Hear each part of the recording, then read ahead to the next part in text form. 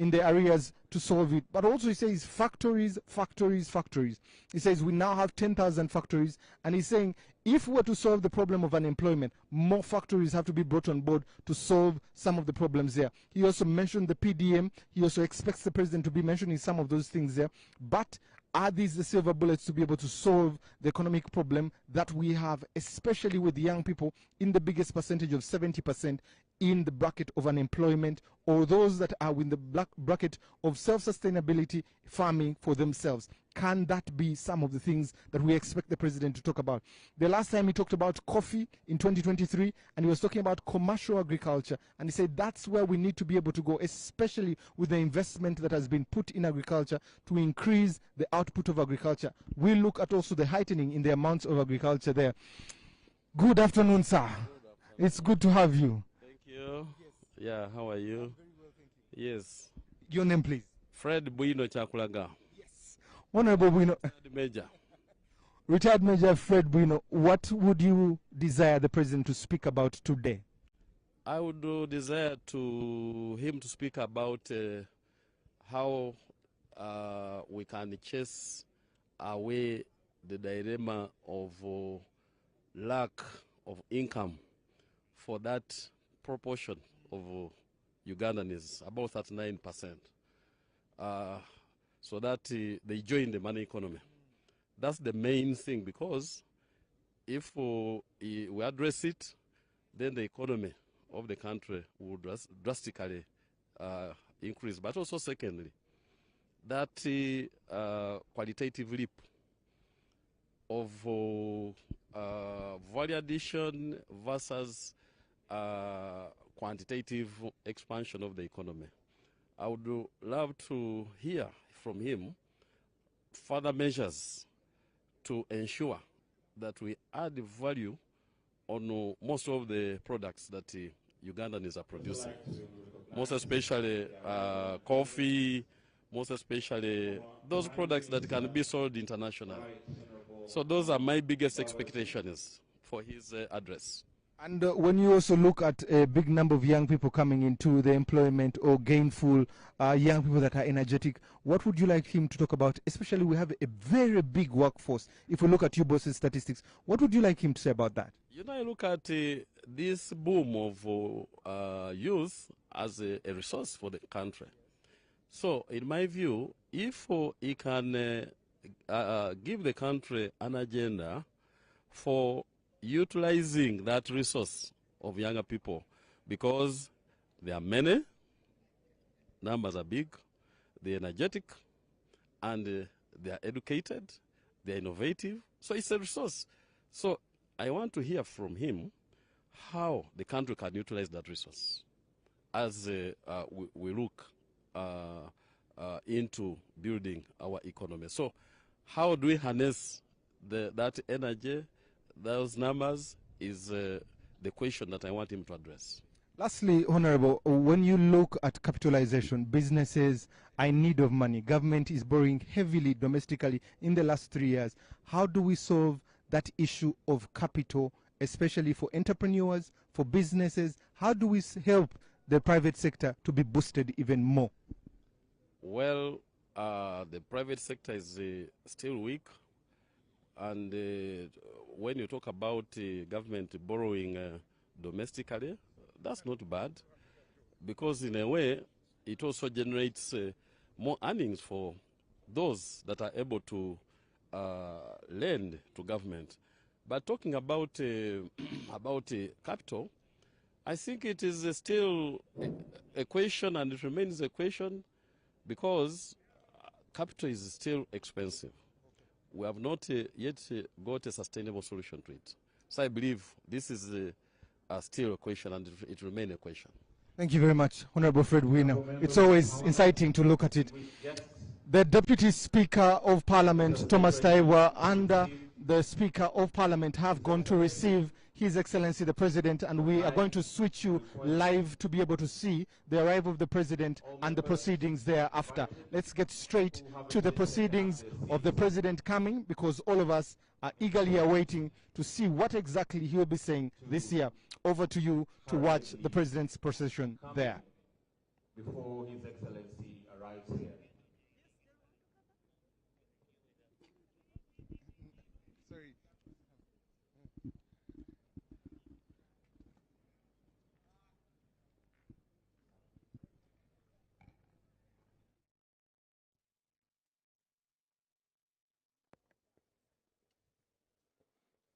Honorable members, the President is arriving in a jiffy. May we all prepare to receive him.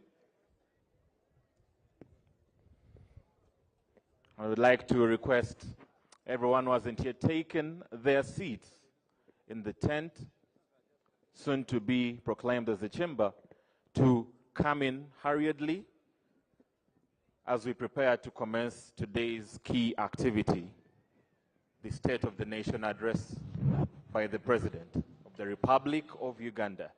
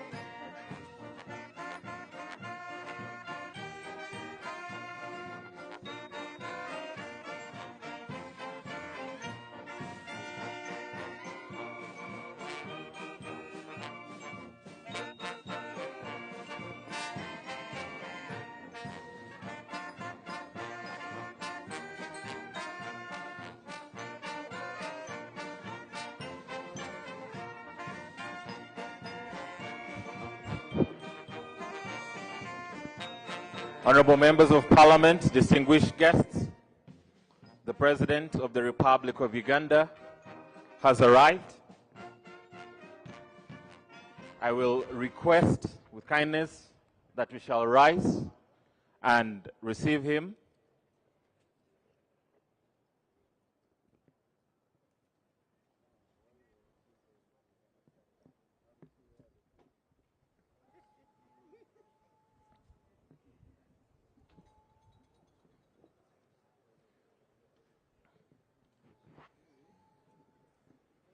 The President of the Republic of Uganda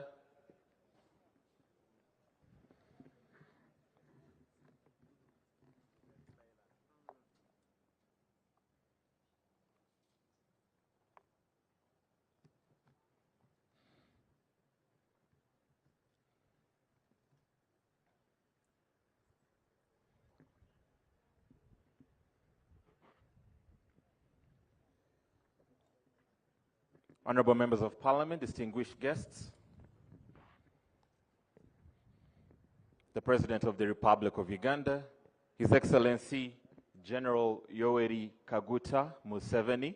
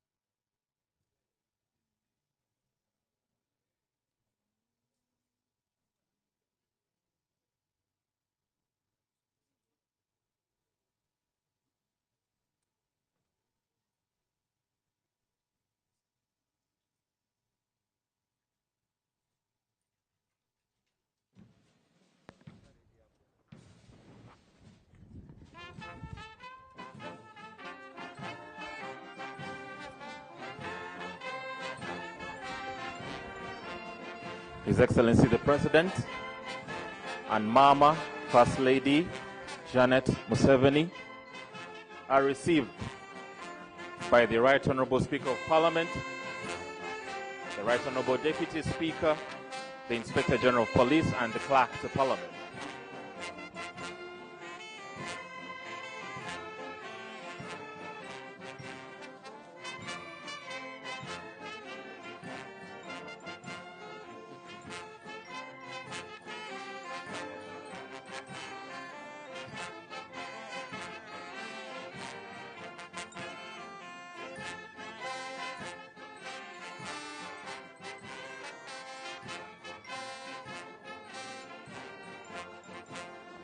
So now the President will proceed to sign in the Visitors Book of Parliament,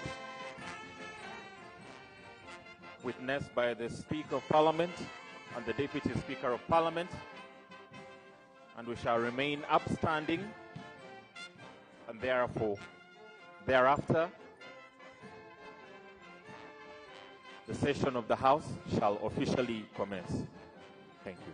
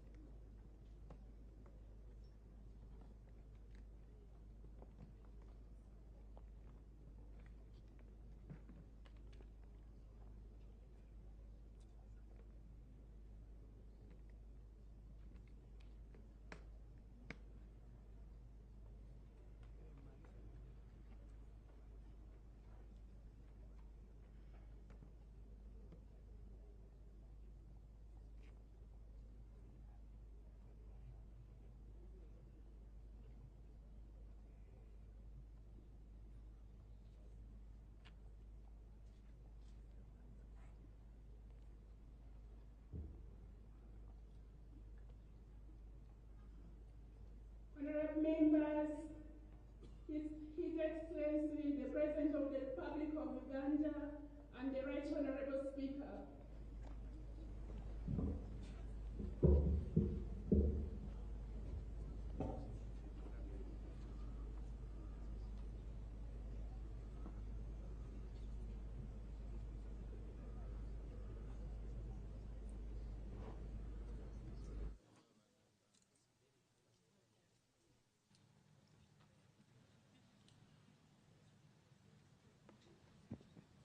the anthems.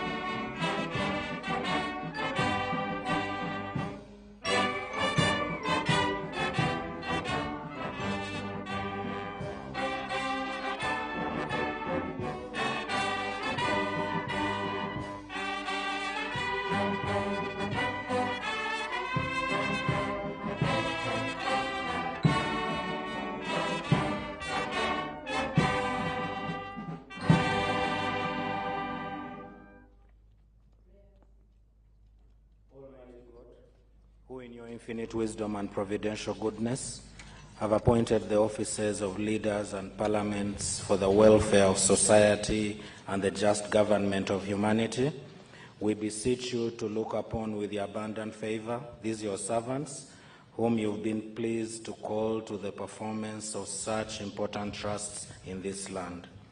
Let your blessing descend upon them here assembled, and grant that they may, as in your presence, treat and consider all matters that shall come under their deliberation in so just and faithful a manner as to promote your honor and glory and to advance the good of those whose interests you have committed to the church.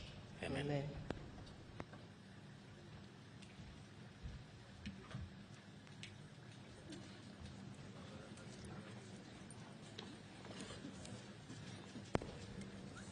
Item number 3, proclamation by the Right Honourable Speaker of Parliament.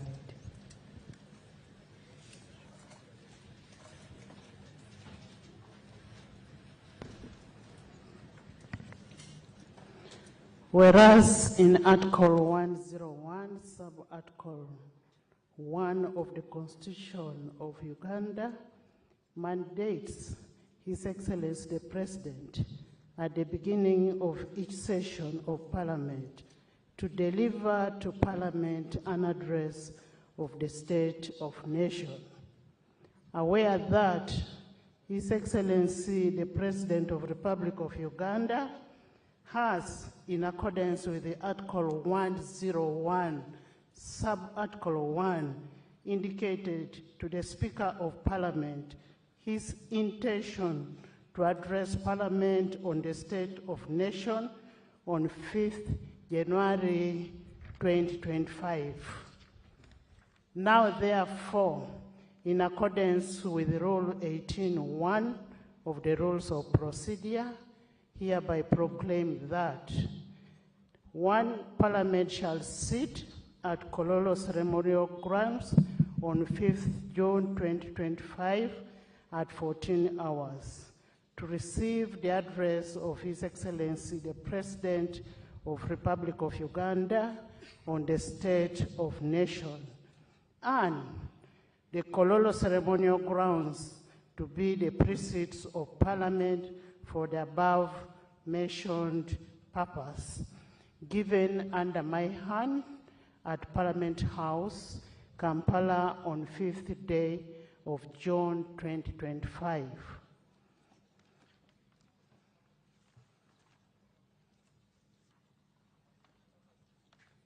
Item number 4, communication from the Chair.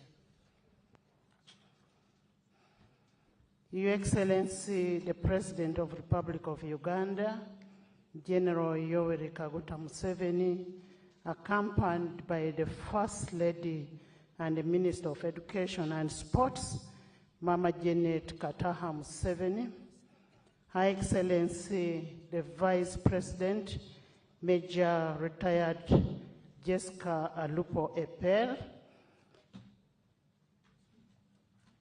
the Deputy Speaker of Parliament of Uganda, His Lordship, Honorable Deputy Chief Justice, Dr. Flavian Zeja, who is also here to represent the Chief Justice, the Honorable Visiting Speakers and Presiding Officers of Parliaments of Africa and their representatives. We have the Right Honorable Alban Kingford Sumana Bangbin, the Speaker of Parliament of Ghana and the Chairperson of the Conference of Speakers of African Union Legislatures, COSPAL. Right Honorable, just raise up and wave to us. The Right Honorable Vital Kamerhe, the President of the National Assembly of the Democratic Republic of Congo. Join me in welcoming our guests. The Right Honorable Lucas Sinibo Moha, the Chairperson of the National Council of Parliament of Namibia. You're most welcome. The Right Honorable Joseph Intakrotinimana, the Speaker of the East African Legislative Assembly. You're welcome. The Right Honorable Jaffa Amson Kingi, the Speaker of the Senate of Kenya. You're welcome. The Right Honorable Pamena, the Deputy Speaker of the Transitional National Legislature of South Sudan. You're welcome. The Right Honorable Prime Minister and Leader of Government Business in Uganda, the Right Honorable Nabanja. The Right Honorable Matthew Nyuma, the Majority Leader and Leader of Government Business of the National Assembly of Sierra Leone and a member of the Bureau of the Organization of African, Caribbean, and Pacific States, the European Union, that is OACP, yes, EU, all the Deputy Prime Ministers of Uganda, the Vice Chairperson of the National Resistance Movement, that is Alhaji Moses Chigongo, all the members of the Central Executive Committee of the National Resistance Movement, the Honorable Leader of Opposition in Parliament, Honorable Senyonyi Joel, Cabinet Ministers and Ministers of State, Your Excellencies, the heads of diplomatic mission,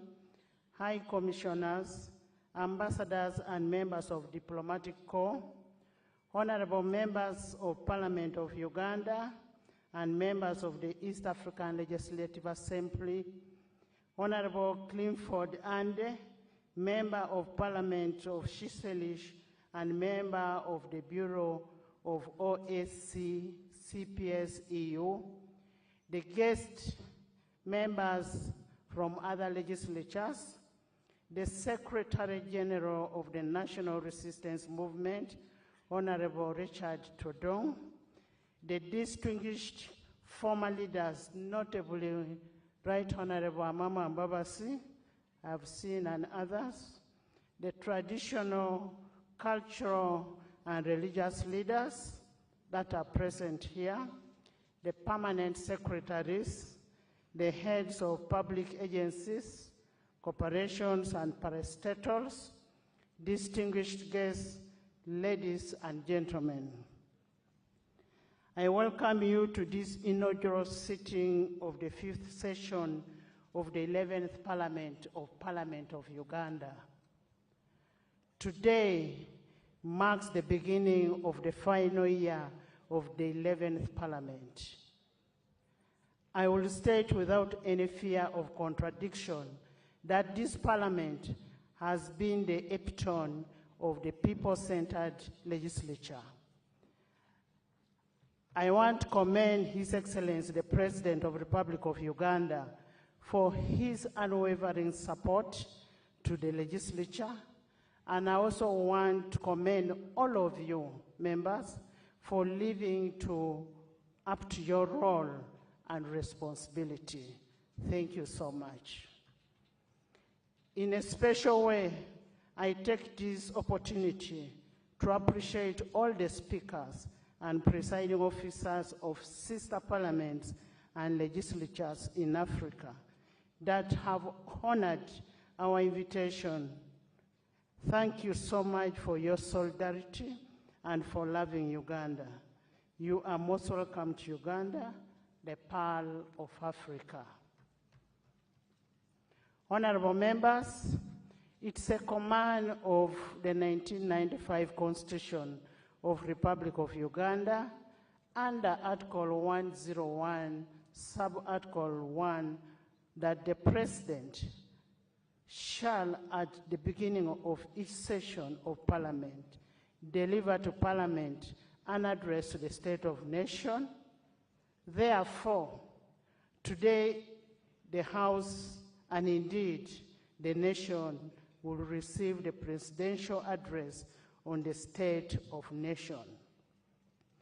Unless circumstances dictate, this will be the final State of Nation address that the 11th Parliament will receive from His Excellency the President. Especially that, considering that by this time next year, the 12th Parliament will be in session. Basing on that, it is a historic opportunity for all patriots and the people of goodwill to reflect on our collective achievements as a nation and take stock of the prevailing challenges and opportunities for a sustained growth of our beloved nation, Uganda. Your Excellency and honorable members, during the previous session, Parliament's performance was generally outstanding and was characterized by greater responsiveness, efficiency, and effectiveness. To this end, Parliament of Uganda held 75 sittings, during which 2 oaths were administered to new members of Parliament. That is Honorable Akifensa Grace Ngabirano and Honorable Luimbasi Elias Nalkola.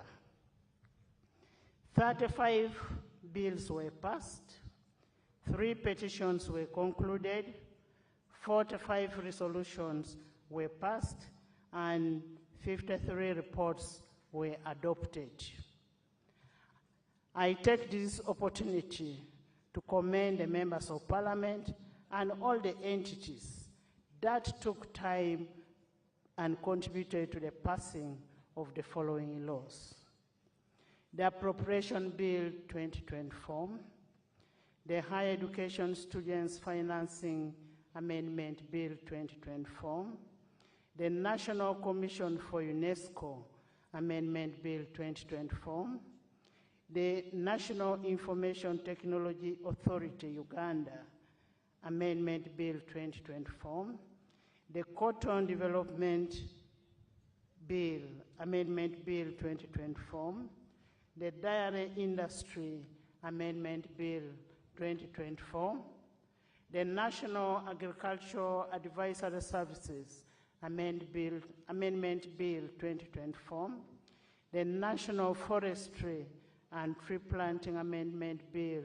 2024, the National Arbitration and Conciliation Amendment Bill 2024, the National Coffee Amendment Bill 2024, the Uganda National Roads Authority Repeal Bill 2024, the Uganda Road Fund Amendment Bill 2024, the Public Enterprise Reform and Divestiture Amendment Bill 2024, the Tier 4 Institutions and Moneylenders Amendment Bill 2024, the Non-Performing Assets Recovery Trust Repeal Bill 2024, the Technical and Vocational Education Technical Bill, Training Bill 2024, the National Sports Amendment Bill 2024, the Occupational Safety and Health Amendment Bill 2023, the Employment Amendment Bill 2023, the Exercise Duty Amendment Bill 2025, the Income Tax Amendment Bill 2025, the Public Service Pension Fund 2024, the East African Community Mediation Agreement Bill 2024, the Sugar Amendment Bill 2023, the Value Added Tax Amendment Bill 2025, the Excise Duty Amendment Bill number 2, 2025, the Tax Procedure Code Amendment Bill 2025, the Income Tax Amendment Bill number 2, 2025, the External Trade Amendment Bill 2025, the Stamp Duty Amendment Bill 2025, the Heights and Schemes Export Duty Amendment Bill 2025, the Supplementary Appropriation Bill 2025, the Appropriation Bill 2025, the Political Parties and Organizations Amendment Bill 2025, the Uganda People's Defense Forces Amendment Bill 2025. Your Excellency, Parliament of Uganda recognizes the importance of greater efficiency and effectiveness of public service as a cornerstone of service delivery and an instrument of the realization of our national development aspirations. To this end, among the bills passed during the fourth session are those that seek to reform the pension management in both the public service and military, and those that seek to enhance the growth and development of the private sector. Fellow Ugandans, distinguished ladies and gentlemen, on 9th January 2025, Parliament approved the fourth National Development Plan, NDP4, for the years 2025, 2026, 2029, 2030. This plan is our national blueprint for transformation and sustainable development of our country. The budget speech that we shall receive on 12th June 2025 is aligned to this national development plan. I take the cognizance of the contribution of all stakeholders in the formulation and realization of this plan. Your Excellency, after my communication, and if it does please you, Your Excellency, I will request that before you commence on your address to Parliament and by extension to the nation, you symbolically unveil the NDP4, a document that will be a precursor to the budget speech, which will be held on 12th June 2025. Your Excellency, in line with our vision of being a people-centered parliament, during the fourth session, the Parliament of Uganda held its first ever regional sitting at Kaunda Grounds in Gulu City. That is northern Uganda, from 28th to 30th August 2024. During this sitting, issues specific to the region were deliberated upon, and a series of community outreach and civic engagement were conducted. Your Excellency, we take this opportunity to thank you for gracing the opening of that historic sitting which took place in Gulu City. The legislature will continue to place the common person at the center of all its parliamentary processes and decisions. We are optimistic that in the near future, Parliament will hold another regional sitting that will cover other regions of the country.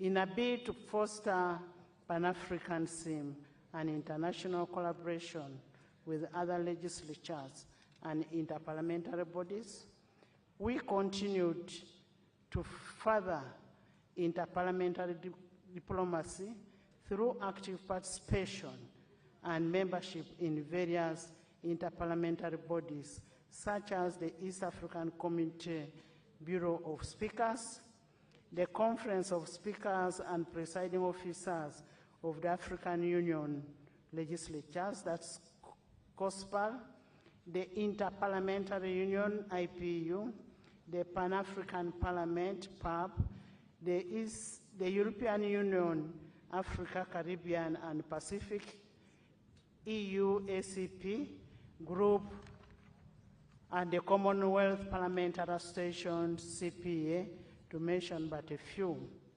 Your Excellency, the impressive representation of our sister legislatures at this State of Nation address is a testimony of our good standing among the international community of nations.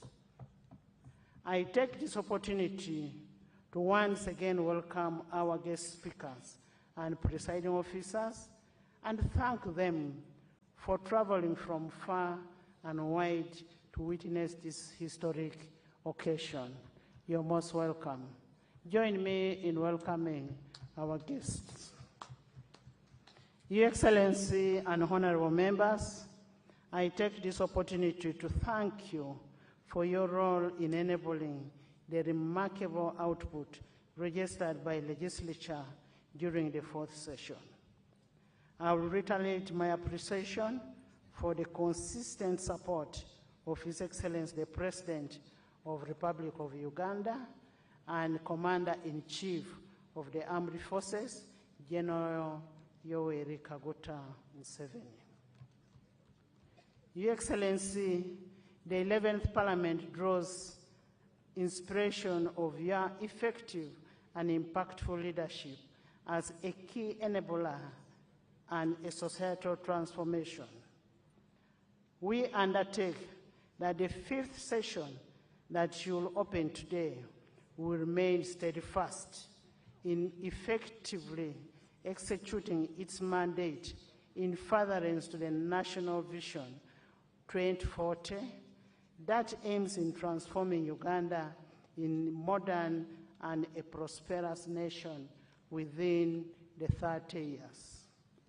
Your Excellency and honorable members, as you may be aware that Article 83, Sub-Article A of the 1995 Constitution permits members of Parliament to leave and join political parties or political organizations of their choice within 12 months before the end of term of Parliament, to participate in activities or programs of political parties or political organizations relating to the general election. To this end, I am in receipt of notification by the following members opting to join respective political parties. Honorable Twaha Kagabo, MP Bukoto South, from the National Unity Platform to the National Resistance Movement. Honorable Akol Anthony, MP Clark North, from the Forum for Democratic Change to the National Resistance Movement. Honorable Jarama Pendusi Martin, from Baradegi Laibi, from the Independent Opposition Leaning to the National Resistance Movement. Honorable Ongetho Emmanuel, from Jonam County from Forum for Democratic Change to the National Resistance Movement. Honorable Mpuga Matthias Nyendo Mukungwe, from the National Unity Platform to the Democratic Front. Honorable Dr. Abed Bwanika, MP Kimanya Kabonera, from National Unity Platform to the Democratic Front. Honorable Kakembo Michael, MP Entebbe Municipality, from the National Unity Platform to the Democratic Front. Honorable Kakandi Juliet Nakabuye, City Woman MP Masaka, from the National Unity Platform to the Democratic Front. We wish the members well in the exercise of their freedom of association as prescribed in Article 29 of the Constitution of Uganda, which we swore to uphold. Your Excellency and honorable members, despite the remarkable strikes that we have made, the fourth session was not without any challenges. We regrettably lost 2 sitting members of Parliament in the person of Honorable Sarah Mateke, woman member of Parliament of Kisoro, and Honorable Mohammed Segrinya, MP Kawempe North. We continue to pray for internal reports of their souls. Pursuant to Article 94(4)A of the Constitution of the Republic of Uganda, 1995, and Rule 26(1) of the Rules of Procedure of Parliament of Uganda, legislature will continue to prioritize government business. We look forward with optimism to government legislative agenda for the fifth session and other plans that may be contained in today's presidential address of nation. I say all this for God and my country. Your Excellency, as I had earlier on stated in my communication, I will now take this singular honor and privilege to invite you to unveil the National Development Plan 4. Your Excellency, you'll be joined by my good self and the Deputy Speaker, the Ministers of Finance, to perform this activity.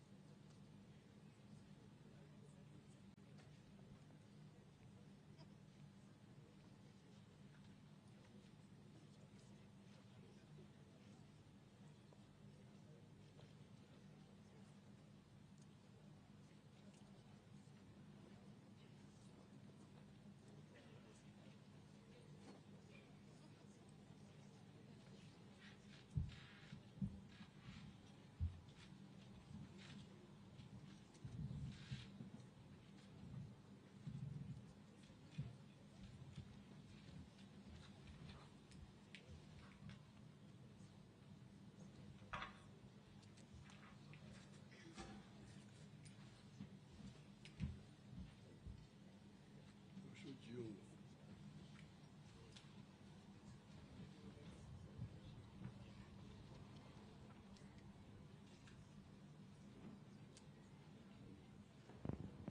Item number 5, invitation by the Right Honourable Speaker to His Excellency the President to deliver to Parliament an address on the state of the nation in accordance with Article 1011 of the Constitution. Your Excellency the President of the Republic of Uganda, it is your mandate under Article 101, Sub-Article 1 of the Constitution at the beginning of each session of Parliament to deliver to Parliament your address on the state of nation. Honorable members, as we welcome the President to deliver his address on the state of nation, we draw your attention to Rule 10 of the Rules of Procedure, which provide in Sub-Rule 4A that the President, while occupying the chair of a state, may make a presidential statement which shall be heard in silence and not followed by Your Excellency to address the August House and the nation by extension. You are most welcome, Mr. President.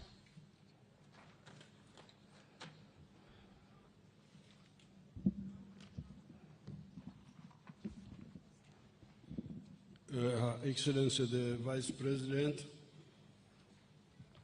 the Right Honourable Speaker of Parliament,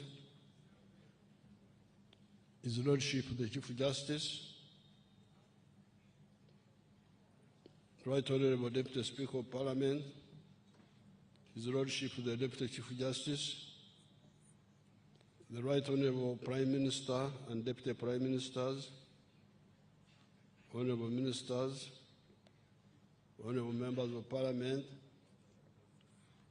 Honourable Members of the Diplomatic Corps, cultural and religious leaders, the wananchi,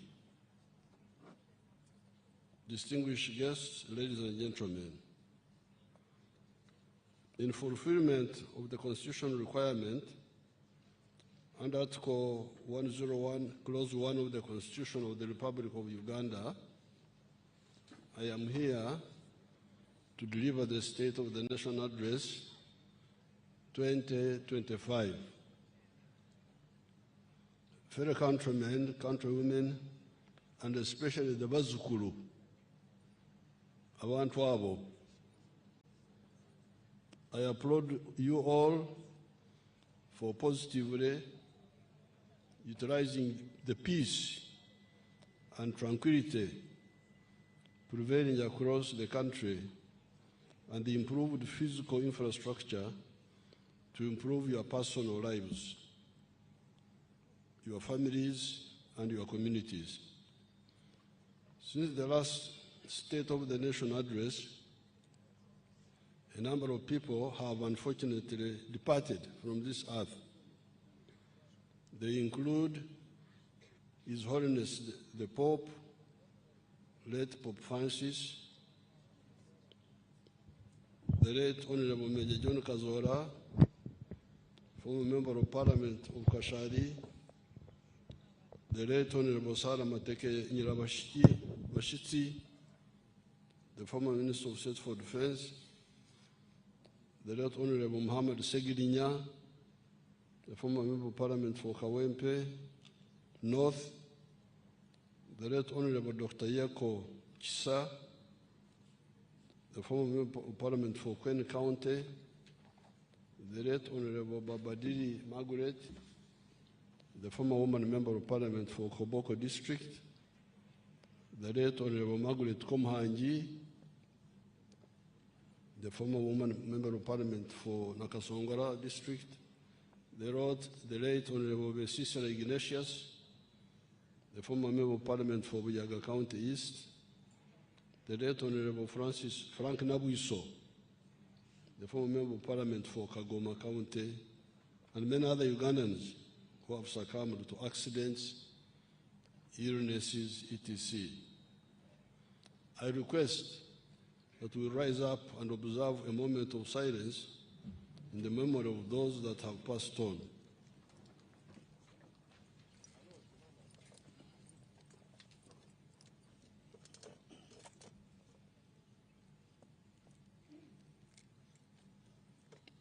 May their souls rest in eternal peace. Sit down.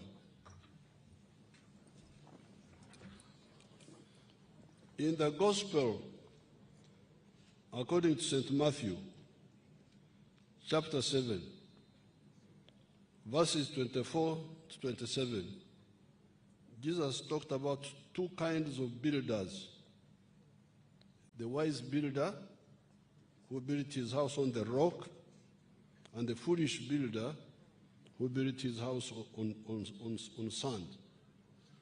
When the rain, floods, and wind came upon both houses, that of the foolish man was swept away, because its foundation was weak, while the one of the wise man remained standing, because its foundation was firm and strong.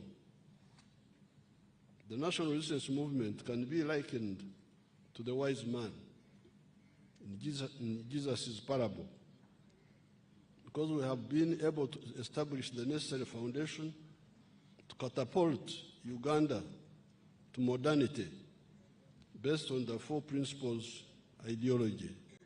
The principles are patriotism, love Uganda; Pan-Africanism, love Africa; socio-economic transformation, and democracy.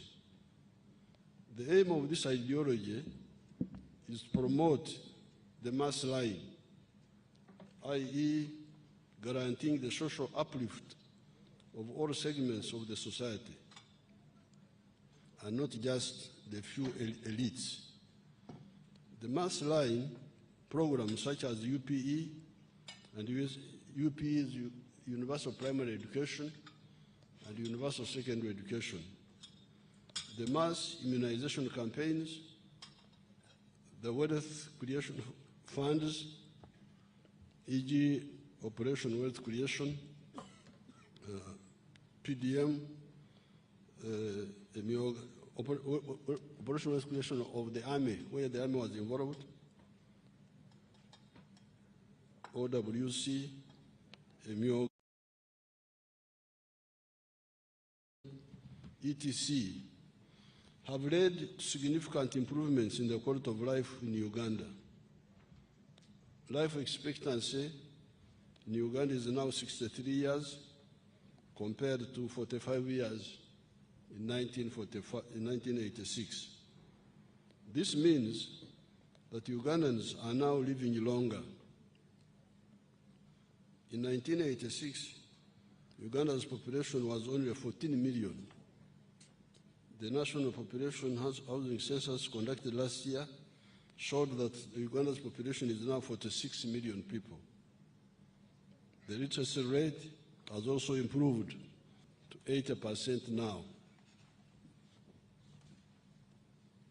In 1986, more than 90% of the population was trapped in subsistence farming.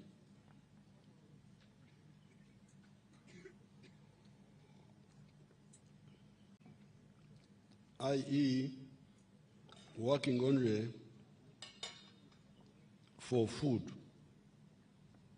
with no surplus to take to the market to get money. There has been a significant reduction in the percentage of households in subsistence agriculture. They are now 33%.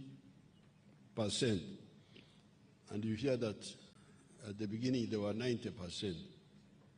These few illustrations show that implementing the mass line programs is the most effective way of triggering socio-economic transformation. Therefore, in line with the mass line philosophy of the NRM, we must prioritize the following. Number one, peace and security of person and their property in all parts of the country. Number 2, accelerating industrialization with focus on building factories which use locally available materials as inputs. Number 3, export promotion and import substitution by boosting the domestic manufacturing capacity. Number 4, strengthening the private sector. Number 5, increasing market access for our exports, both in the regional markets such as East African Community, COMESA, among others, and international markets.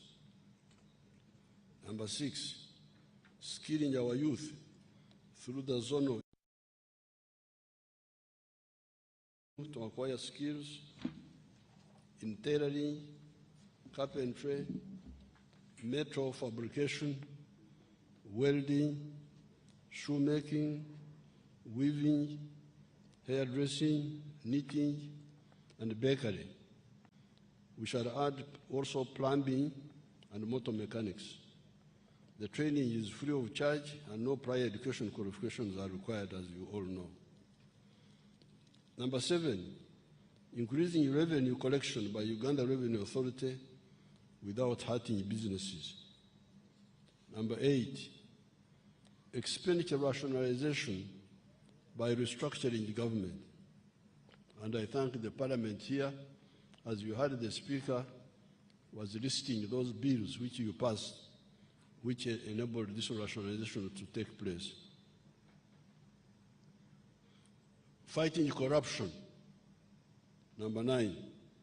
Number 10, ensuring that the remaining 33% of the homesteads still practicing subsistence agriculture join the money economy. The general security situation in the country is calm. However, the traditional and non-traditional threats to national security continue to manifest in the form of terrorism, negative political activism, general and cross-border crime, as well as health and environmental risks. The national borders are secure, save for the spillover effects resulting from the conflicts in the Eastern Democratic Republic of Congo, South Sudan, Sudan, Khartoum, and Somalia. These include influx of refugees and asylum seekers, illegal immigrants, and proliferation of small arms and light weapons. The capacity of the national security agencies, i.e. Uganda Police Force, the Internal Security Organization, supported by the Army, the UPDF, has been enhanced in order to combat crimes and guarantee the safety of all Ugandans. You saw how they stopped this young person who blew herself up the other day because she wanted to go into where people are, but it was foiled. It was intercepted before, and she decided to blow herself up because she was discovered. The security situation in Karamoja sub-region has significantly improved, despite pockets of criminality in the form of livestock thefts and some incursions by the Pokot and Turkana from Kenya. Deployments to stop cattle thefts by some of the Karamojong in the neighboring sub-regions of Sebei, Teso, Lango, and Acholi have been maintained. In the eastern DRC, the joint FADC is the Congolese army, UPDF operations against ADF are ongoing with significant achievements. Since November 2024, 223 abductees have been rescued from captivity and some firearms and bombs have been captured, including IEDs, improvised explosive devices. The government continues to modernize and professionalize Uganda's security forces by improving their welfare and strengthening the cooperation between the civilian population and the security forces. the UPDF, Uganda People's Defense Force Construction Brigade, has rehabilitated schools in rural communities, and together with the National Enterprise Corporation, has been involved in the rehabilitation of major infrastructure such as Entebbe International Airport. It is paramount to jealously regard Uganda's political and economic stability.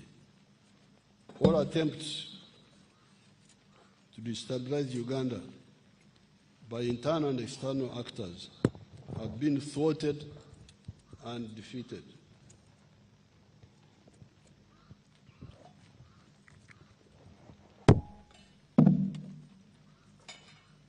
We welcome mutual and non-parasitic collaboration with everybody. Uganda's priorities and interests are very clear, and therefore our allies must respect and uphold them in all their dealings with us. The patriotic leadership in charge of the country's affairs cannot deviate from its historical mission to defend and transform Uganda and Africa on account of threats by some of our allies who misunderstand our goals and methods of work. For instance, we are soon finalizing the construction of the 1,443 East African crude oil pipeline from Burisa on Lake Albert to Tanga in Tanzania. This East African crude pipeline will take our crude oil to the international market through the sister country of Tanzania. The construction of the standard gauge railway, which I launched last year, is soon starting, and we have signed a memorandum of understanding with Alpha BMP Investment Group of the United Arab Emirates to start the construction of the oil refinery in Hoima. Many other projects in roads, energy, ICT, schools, hospitals, and agriculture have continued to be implemented despite the World Bank and the USA suspending new financing to Uganda. Our economy remains strong and resilient. It was recently ranked 7th by the International Monetary Fund among the fastest growing economies of the whole world. The size of the economy is projected at Uganda shilling is 224.9 trillion, equivalent to 1686. The economy was only Uganda shillings 42 billion, or US dollars 3.9 billion. This means that in dollar terms, the size of the economy has expanded nearly 15 times since the NRM government took power in January 1986. The economy grew by 6.7% in the first quarter of this financial year, compared to 5.6% recorded in the same period last year. This is on top of the growth of 6.1% in the financial year 2023-2024. Economic growth is projected at 6.3% this financial year and further projected to grow to 7% in the financial year 25-26. It is projected to grow faster when commercial production of oil and gas starts next year. In purchasing power parity terms, our economy is projected to be US dollars 171.6 billion by the end of this financial year in June 2025. And next financial year, equivalent to about 65.7 billion using the Atlas method. This will be equivalent to US dollars 187 billion in purchasing power parity terms. This growth will translate into higher household incomes from US dollars 1,259 income per capita by the end of this financial year to US dollars 1,330 as income per capita next financial year. In the past 4 years, our growth has been broad-based, inclusive, and pro-poor. The latest National Housing Survey report that was released recently by the Uganda Bureau of Statistics shows that the share of Ugandans living below national poverty line has fallen to 16% from 20% 4 years ago, surpassing the 2025 national target of 18.5%. With the continued implementation of the PDM, we are on track to completely wipe out poverty in the near future. The same UGSOUND report revealed that income inequality has also declined significantly over the last 4 years. The Gini coefficient, a statistical measure used to determine the extent of income inequality within a population, has reduced 38% from 41% in 2020. In the 12 months to March 2025, export receipts from merchandise trade increased by 26% to US dollars 9.3 billion. The Ugandan shilling is the most stable currency in the whole of Africa.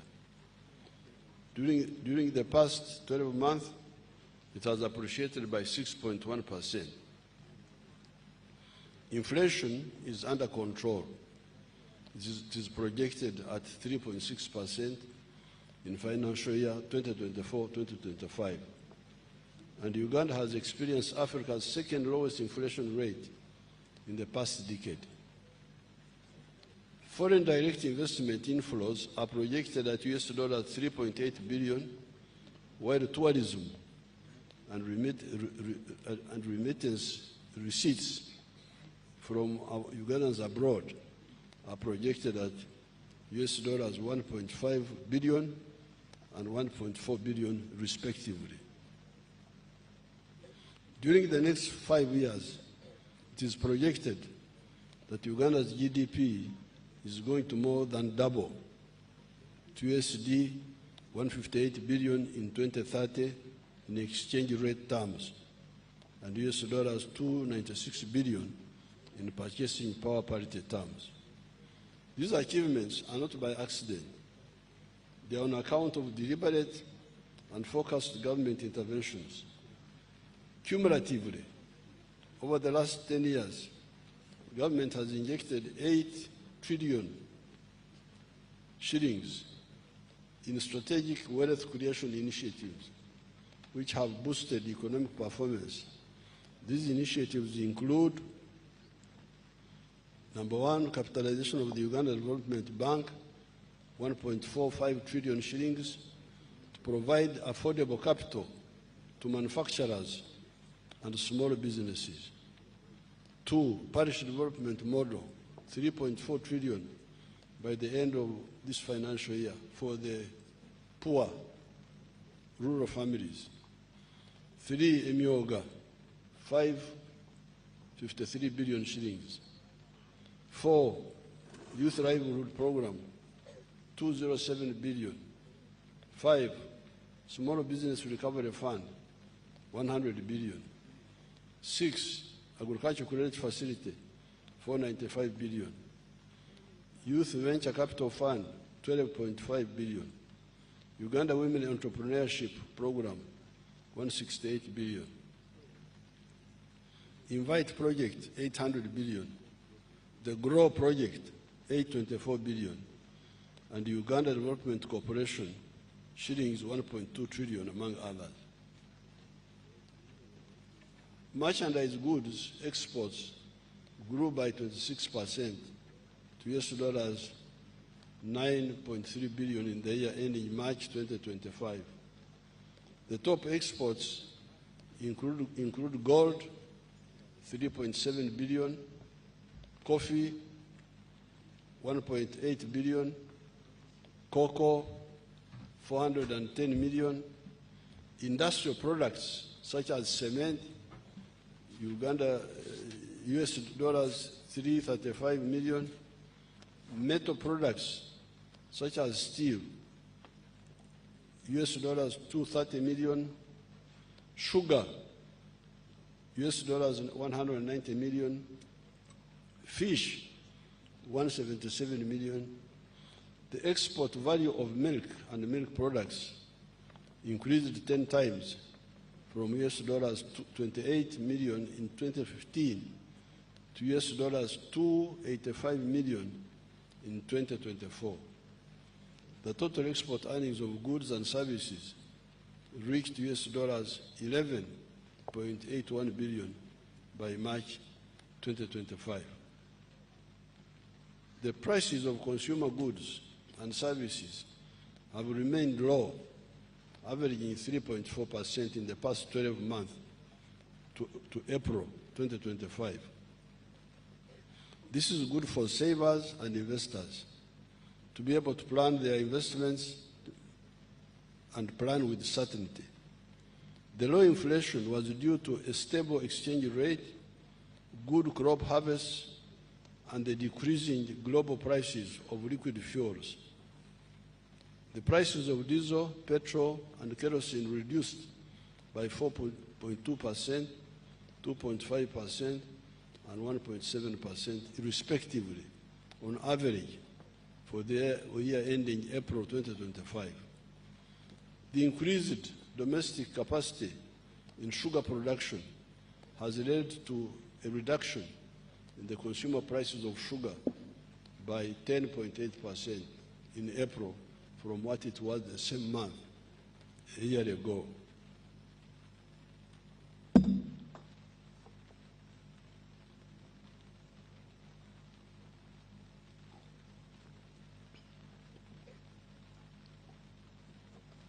For Abaganda tugamba nti akatali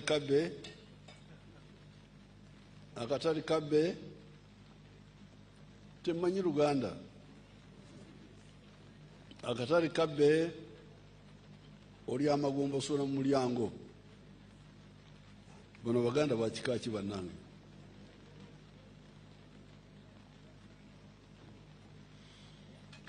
The prices of beef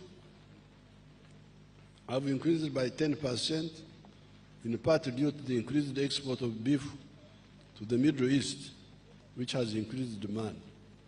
This is good for the cattle keepers. The problem we still have is the disease outbreaks in some parts of the country, as well as cattle thefts. Government has recently vaccinated livestock in most parts of the country, but in some places there is laxity in implementation of the quarantines. District leaders should always ensure that quarantines, especially against foot and mouth disease, are strictly adhered to. As a result of the strong foundation that the NRM government has built over the years, foreign direct investment was US dollars 3.5 billion for 12 months up to March 2024. This was mainly in mining, transport, manufacturing, finance, etc. The single largest source of FDI was the Netherlands, 55%, followed by France, 20%, Kenya, 6%, Tanzania, 5%, UK, 4%, and others 10%. In 1986, the government collected only shillings 5 billion in revenue because private businesses and manufacturing had collapsed. When the NRM took power, we embarked on the rehabilitation of the economy and adopted the policies of liberalization and reformation of the public institutions. As a result, the revenue collection capacity has improved. Revenue collection is projected at Uganda shillings 31.9 trillion. This financial year, ending June 2025, equivalent to 14.3% of total economic output of GDP. This is still less than the desired level to finance our development plans. The government plans to collect shillings 37.2 trillion in domestic revenue next financial year, 2025-2026. In order to boost revenue collection, the government will implement the following steps. Number one, enhancing efforts to fight corruption at the URA through regular audits, whistleblowers, and leveraging digital platforms to minimize human interaction. Two, minimizing tax evasion using the electronic fiscal receipt and invoicing solutions, EFRIS, digital tax system, DTS, and intrusive scanners to improve real-time monitoring of taxable transactions, ensure accurate declaration of revenues, and curb under-invoicing. Three, combating smuggling at border points through extended surveillance using advanced technologies like drones and tracking systems with increased patrols in high-risk areas. Four, adopting specific tax duties to address under-declaration of values, particularly in the manufacturing and imports of high-value goods. Five, supporting local governments, including municipalities, to increase revenue collection. Six, recruitment and training of more tax officers at Uganda Revenue Authority and other revenue collection institutions. Our economy is now more diversified and more sophisticated. In 1986, the economy depended only on the 3 C's, which are coffee, cotton, and copper, and the 3 T's, which are tobacco, tea, and tourism.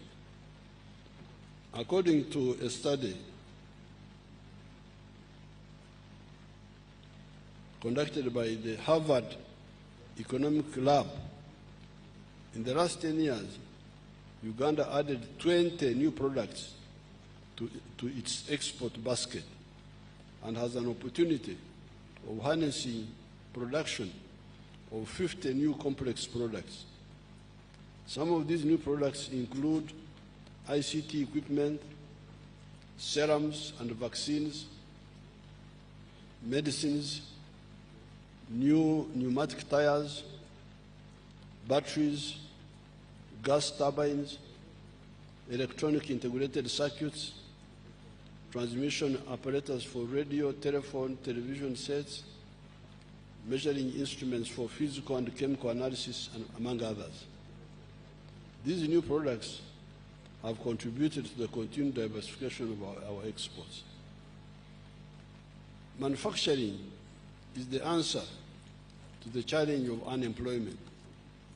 Uganda has got raw materials and human resource that can support factories specializing in the manufacture of automobiles, electronics, steel, textiles, furniture, food products, pharmaceuticals, aluminum products, etc. Some of the new products which are manufactured here and contributing to our export earnings include an electronics manufacturing plant in Namamvi Industrial Park, producing 120,000 hair dryers and 60,000 refrigeration parts per year. Number two, pharmaceutical companies producing 4 million single HIV pills and 2 million other medicines per year. Number 3, dairy farms, which produce 5.3 billion liters of milk, and processing plants such as Royal Milk Enterprises, Jezzard Farm, Brookside Dairy, Amos Dairies, Lakeside Dairies, GBK Dairy, Pearl Dairy, etc., which process about 800 million liters of milk and 365 million tons of cheese per year. Number 4, cut flowers worth US dollars 120 million being exported to Europe and other countries per year. Number 5, 2,000 tons of avocado and 4,000 tons of bananas being exported to countries like South Sudan, Kuwait, Thailand, and South Korea per year. Electronics, pharmaceuticals, and solar energy products worth US dollars million being exported to the regional international markets per year.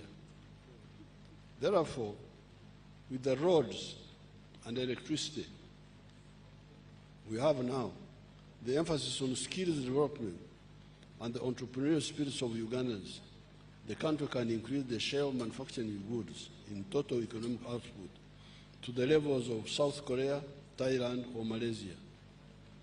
In Uganda's case, this is currently valued at US dollars 8 billion. It was only US dollars 237 million in 1986. The return on investment in Uganda is high. It averages 14% per year and can be higher in some sectors compared to an average of only 5.2% in Europe in 2022. This is very important for you to understand that when you invest here, you make profits more easily than when you invest in Europe. In Europe, 5.2%, here more than 14%. If you invest in Uganda, you get back your initial investment capital in about 5 to 7 years, and the rest is profit, which our laws allow you to repatriate without restrictions. Government has put in place a strategy to increase the size of the economy to US dollars 500 billion by 2040 or earlier. My people talk of 2040, but me, I want it earlier. This strategy identifies 4 anchor sectors. These are agro-industrialization, tourism development, mineral development, including oil and gas, and science, technology, and innovation, i.e., taking advantage of the knowledge economy by prioritizing investment in research and development. Agriculture production and agro-industrialization.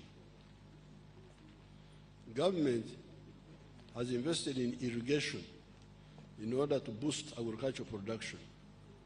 This is because the provision of water for irrigation reduces the likelihood of crop failure on account of water scarcity. Although Uganda's irrigation area has increased from 22,000 hectares to 23,000 hectares, the country, however, has an irrigation potential of 3 million hectares. We have got 3 million hectares which can be irrigated. And here we have only irrigated 23,000 hectares of the 3 million. In order to achieve this goal, government is accelerating the construction of solar-powered irrigation schemes, medium-scale irrigation schemes, earth dams, communal and individual valley tanks, and large-scale irrigation schemes across the country. The construction works for 92 solar-powered irrigation schemes have been completed, adding an irrigation area of 900 acres. These are in the districts of Apache, Buweju, Buyukwe, Bukomansimbi, Bulisa, Bushenyi, Butambara, Buvuma, Gomba, Hoima, Isingiro, Kakumiro, etc. The new solar-powered irrigation schemes have benefited 110,000 farmers, and production yield from 112 schemes has increased to 3,600 tons per season. The major crop enterprises in these irrigation schemes include green pepper, onions, Irish potatoes, watermelons, tomatoes, apples, cabbages, pineapples, coffee, eggplants, vanilla, grapes, mangoes, and pumpkins. Construction works are also ongoing for 22 solar-powered irrigation demonstration sites in the districts of Kabarole, Chenjojo, Kole, Gulu, Napak, Abim, etc. In Nakasike district, the construction works for Chirema, Phase 1, the medium-scale irrigation scheme, have been completed, thus adding a total of 124 hectares and benefiting 50 farmers engaged in coffee growing, passion fruits, maize, and bananas.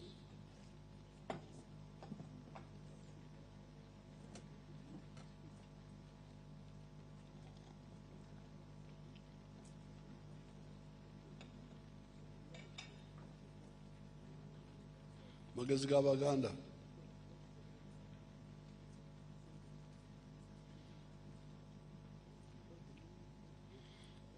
The construction works for Wadelai irrigation scheme, 1,000 hectares in Pakwach district, stand at 93.5%. The construction works for Namaitsu medium-scale irrigation scheme in Bududa district are at 70%. Kaumu irrigation scheme, this is in rural district,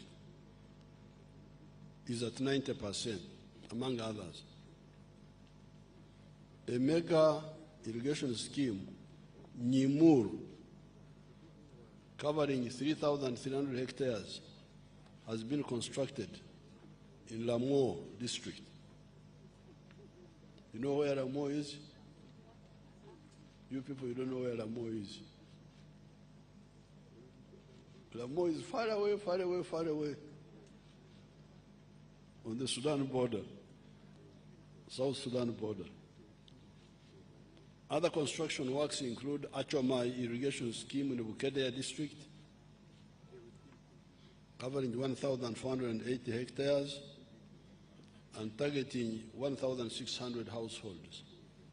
Districts, covering 680 hectares, targeting 2,667 households. And Namatara irrigation scheme, milk, stands at 5.4 billion liters at the end of 2024, compared to 2.5 billion liters in the financial year through government-to-government interventions, e.g. Algeria, Nigeria. These countries are now buying our powdered milk.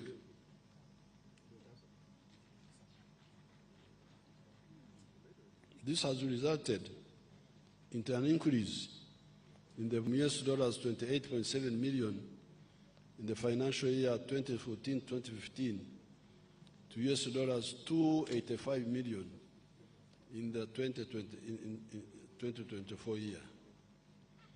A new processing factory with an installed capacity of 10,000 liters of milk per day The total value of fish catches from all the water bodies has steadily increased since government deployed armed forces to assist in fisheries enforcement. Currently, we are producing 658,000 metric tons of fish annually. The availability of raw material, fish, sustained operations of 12 fish processing factories. You know that debate. The fisheries unit has been able to stop overfishing or reduce it, although they also accused once in a while of being also sinners. But we can audit their work by looking at the 12 factories which are now processing fish. Many of these had closed. I will meet the fisheries people soon. I will meet the traditional fisheries communities. But this is one of the facts. Are the factories operating or not? And had they closed or not? When we meet, we shall discuss this. Because according to this one here, 12 factories are now operating, processing 658,000 metric tons. The performance has also been a result of the government focus on gazetting of fish breeding grounds. Ebyondo Nebiema, where the fish produces young ones. Some people had invaded those breeding grounds. Enforcement of fisheries laws and regulations, provision of quality fingerlings and fish feed, and providing an environment. The value of fish and fish products exported increased from US dollars 148 million to US dollars 152 million in the financial year 2023-2024. The volume of coffee produced has increased from 7.8 million 60 kilogram bags in 2022-23 to 8.2 million bags in the financial year 2023-2024. The performance in the coffee subsector is attributed to government strategic interventions, including generation and distribution of improved coffee variety seedlings, supporting increased use of water for irrigation, and promotion of use of fertilizers use among the farmers. The value of coffee exports has steadily increased from US dollars 845 million financial year 22-23 to US dollars 1.1 billion in the financial year 2023-2024. Government has provided the research institution with funding of 30 billion in the financial year 2025-2026, geared toward the development of improved coffee production, multiplication, and disease, pest, and climate-resilient varieties. The volume of maize increased from 3.4 million metric tons in 2018 to 5 million metric tons in 2024. Subsequently, the value of maize exports increased from US dollars 63 million financial year 2018 to US dollars 195 million in financial year 2023-24. The performance is attributed to the increased adoption of improved maize varieties by farmers, increased value addition by private sector, and increased vigilance by government in control of pests and diseases. Next financial year, the government will prioritize the following support agro-industrialization. Number one, appropriate agro-processing and value addition technologies. Number two, high-quality agricultural inputs. Number three, construction of key water storage and irrigation infrastructure. Number four, enforcement of standards and market access. Number five, establishing appropriate post-harvest handling and storage facilities and infrastructure. Number five, disease, pest and vector control. Number seven, supporting vertical and horizontal value addition for production of high-value multi-input products such as nutritional foods, baby foods that use several products like milk, eggs, maize, vegetables, fruits, etc. We must add value to all these products which we are producing now. The eggs, if the eggs are too many, where will you put them? The internal market may not be enough, and the regional market may not be enough. So the answer is to produce baby foods, nutritional foods, so that we can export to the international markets. Number eight, extension services. Number nine, investment in fertilizer production. Number 10, certification and regulation of agricultural inputs and provision of appropriate finance for the various components of the agricultural value chain, among others. Government has introduced the large-scale commercial farmers interest-free credit facility of shillings 175 billion. The money is accessed through government-owned commercial banks. These are Post Bank, Housing Finance Bank, and Pride Bank Limited. This enables large-scale farmers to access mechanization in order to boost agricultural-based exports. The parish development model. The parish development model is now in its third year of implementation. By the end of this financial year, in June 2025, shilling 3.3 trillion will have been provided to the parish development model. The government is currently providing shillings 100 million for each parish per year, per annum. During my up-country trips, I have interacted with some of the beneficiaries of the PDM funds who have used them to start enterprises in food crops, farming, goat keeping, piggery, beekeeping, etc. In Ixoro, some of the PDM beneficiaries earned between 16 to 20 million shillings from onions over a period of 2 years, using the initial seed capital of just 1 million shillings.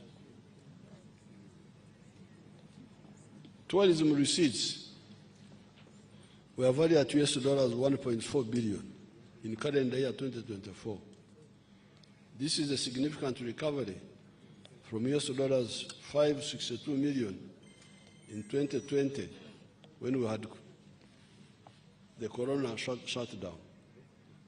The good performance is attributed to the sustainable peace and security, increased competitiveness of Uganda's tourism industry through marketing and the government investment in strategic tourism infrastructure.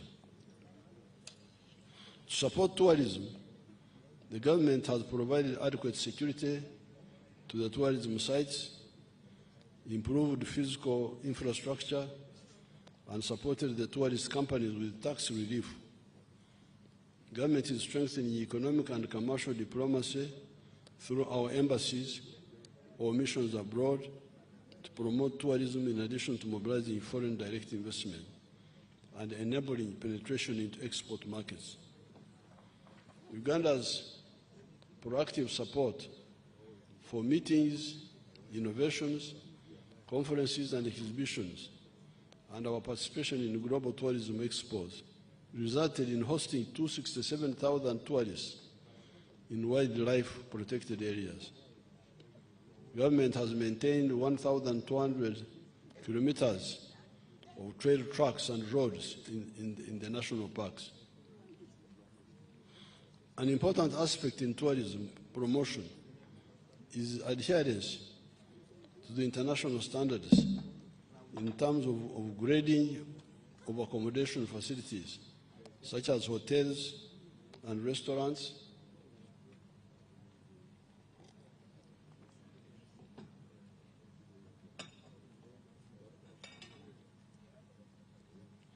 hygiene and sanitation facilities, and access to cheap and stable communication facilities and the internet. In this regard, the government is upgrading the internet gateways to reduce the internet costs and increase the speed of internet connections. The priority areas for tourism development next financial year and in the medium term include: number one, branding and marketing of Uganda as a tourism and investment destination. Number two, infrastructure development and construction of sanitation infrastructure in tourism sites. Number three, construction of refreshment centers and highway road signage and sanitary facilities. Number five, improving tourism security. Number five, hospitality standards and training. On the side of minerals, Uganda has got a number of mineral resources in almost all parts of the country. These include oil and gas reserves, beryl, chromite, lead, lithium, silver, zinc, kyanite, feldspar and diatomite, manganese, diamonds, uranium, iron ore, vermiculite, limestone and marble, gold, graphite, aluminium clay rich in rare earth elements, phosphates, and iron ore in Muko, from which you can make high-quality steel and sand. From these resources, Uganda has the opportunity to industrialize quickly with acquisition of technology and specialized skills development, which is tailored to industrialization. Until recently, when we started refining gold, our minerals were being exported in raw form. We were exporting raw materials. Africans who are here, please, from other countries, this is the disease of Africa, exporting raw materials. Matière primaire, français, very bad material primaire. Eh?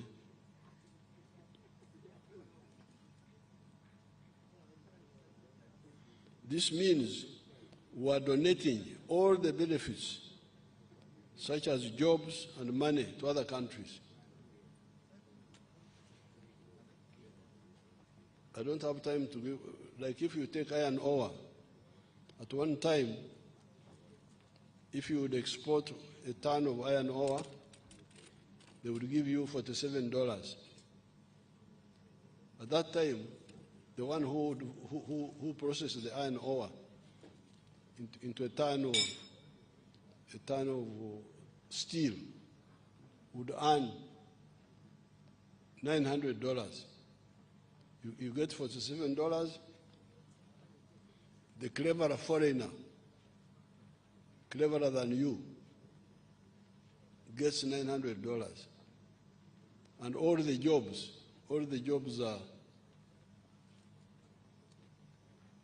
are available for his children when your own children have no jobs. Government has stopped, I have banned completely the export of unprocessed minerals.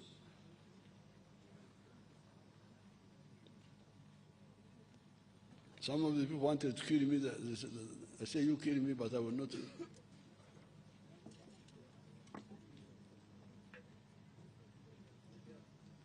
In Tororo, where we have got a large deposit of limestone, and Kabare, where we have got iron ore, the government has facilitated the use of these minerals for making cement and steel, respectively.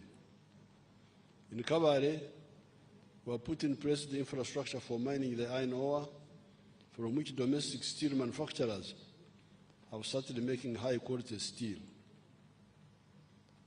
There are now 10 gold refineries in the country, producing gold which is refined to 99.9% purity. There are gold mining activities in Busia by a Chinese company called Wagagai, and the government embarked on the registration of artisanal miners in Buhweju, Busia, Mubende, Kasanda, and Karamoja. Registration will be expanded to cover all artisanal mining areas in the country.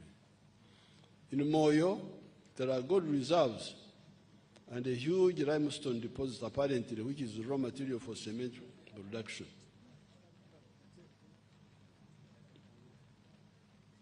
Madi, Manzora, we currently have 3 cement manufacturing plants, namely Tororo, Hima, and Simba Cement, and high-quality tin smelting plant in Barara with an annual capacity of 1,600 tons.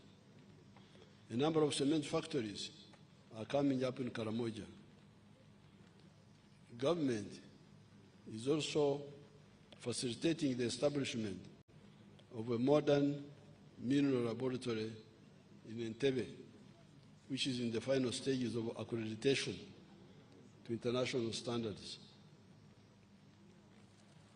This financial year, the government started the capitalization of the Uganda National Mining Company. This company will take an equity stake up to 15% in all medium-scale and large-scale strategic mining operations in the country. This is to ensure that as we attract foreign direct investment capital, the country benefits directly in addition to monitoring what is happening in the sector. The company will be capitalized to a tune of Uganda shillings 500 billion over a 5-year period. Oil and gas. With regard to oil and gas production, the government is investing in the requisite infrastructure for commercial production. Kabale International Airport is near completion, and 700 kilometers of tarmac roads have been constructed in the Arbatine area. The civil works for EACOP, East African Crude Pipeline, are scheduled for completion next financial year, both in Uganda and Tanzania. The Uganda National Oil Company commenced the petroleum bulk trading business in August 2024. The objective is to ensure security of fuel supply, reduction in the petroleum pump prices, and ensure quality of petroleum products on the market. Hence, the government started implementing this initiative. Since the government started implementing this initiative, Uganda has experienced some reduction in fuel pump prices. We rejected the old mistake of a whole country like Uganda buying petroleum products from middlemen in Kenya. Can you imagine? Your people were buying petroleum for Uganda, Republic of Uganda, member of United Nations, from middlemen. Can you imagine? You can't believe what happens in Africa. I didn't believe it. And you know, in these ministries, there are people called commissioners. Have you heard of them? Commissioner Of ignorance, of what? So when I came to know, I said, this will not happen. Why not buy from refiners? Don't you know where the refineries are? Or the bulk suppliers? You can't believe it. Africa is really a continent of wonders. A whole country buying petroleum from middlemen. I didn't know this. And I was sitting there, president.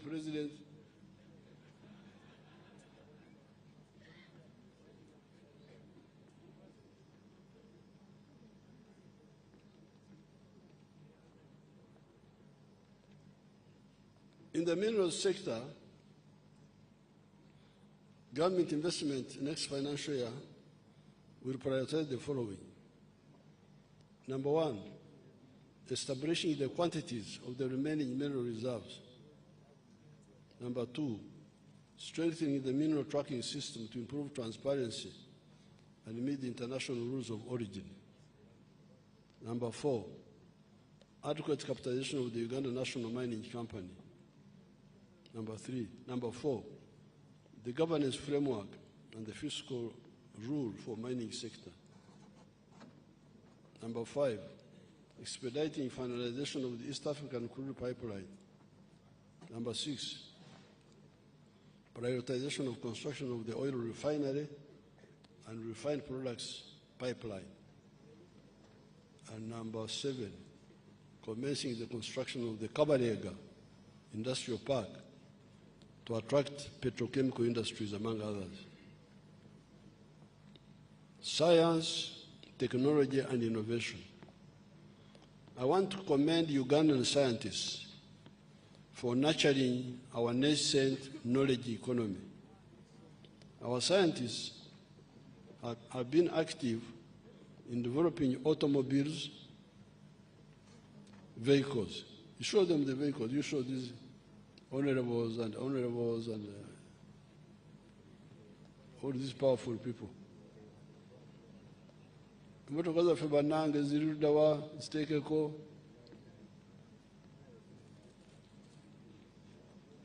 Temulina motoka zaffe, mulina abakulu bokka be bali abakulu tebamanyi. Bannange mugirabye Kira. Our visitors, freeze it there. Kabagirabire ddala. Alaba bano bagiteekako ne bajjaku.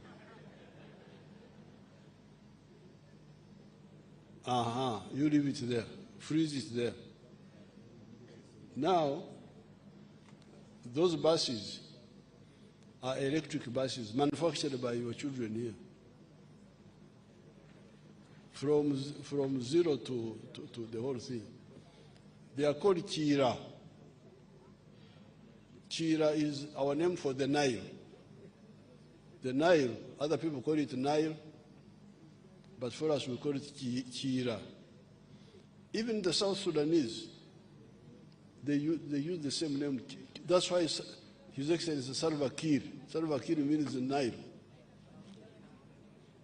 Salva Kiir, the president, means Nile. His name means Nile. So these people are making the buses, the smaller cars, all other vehicles. Thank you. You can now show the big people. Or whatever.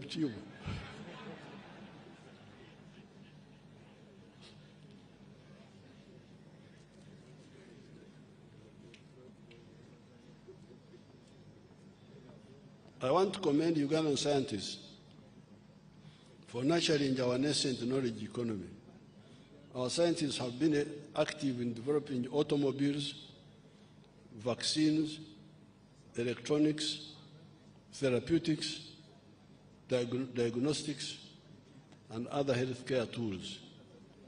The innovations include, number one, the Kira vehicle plant in Jinja, which has an annual capacity of 2,500 vehicles and employment potential of 12,000 direct and indirect workers.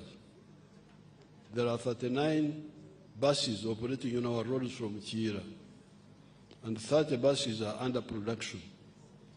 The plant has secured a market in West Africa to supply about 3,700 electric buses.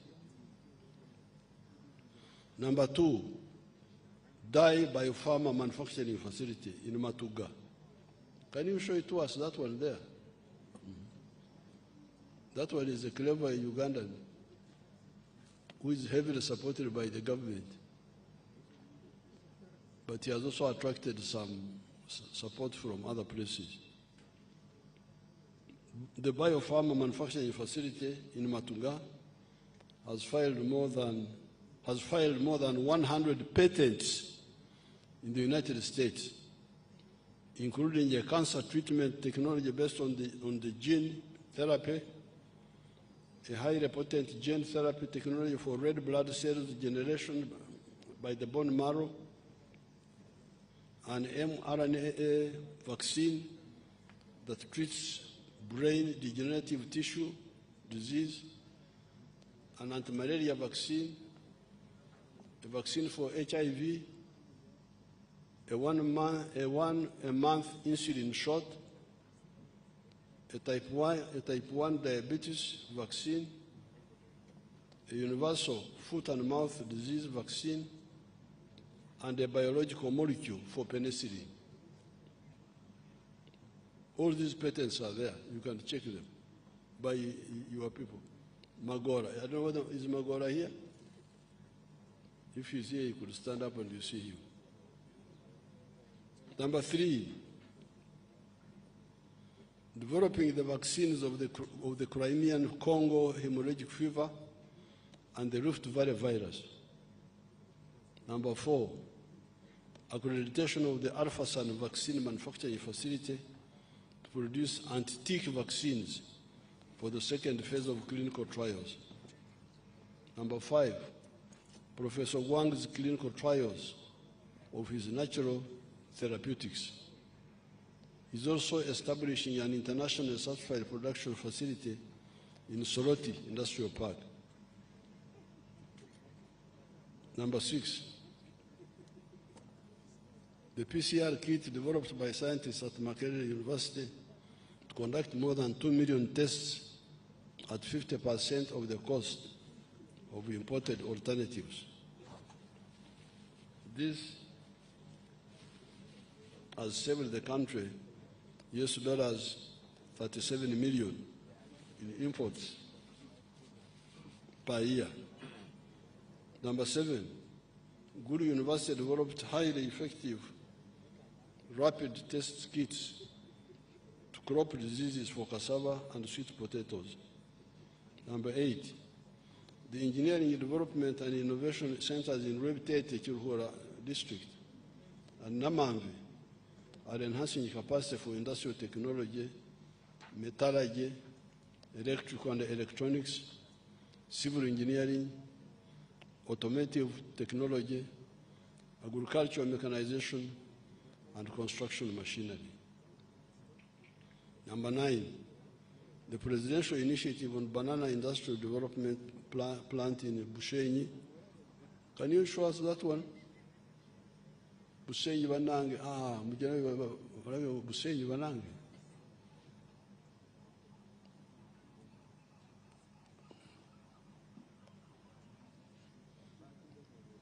If you want to not to die from heart attacks, you take our bananas. They have got potassium for your heart muscles.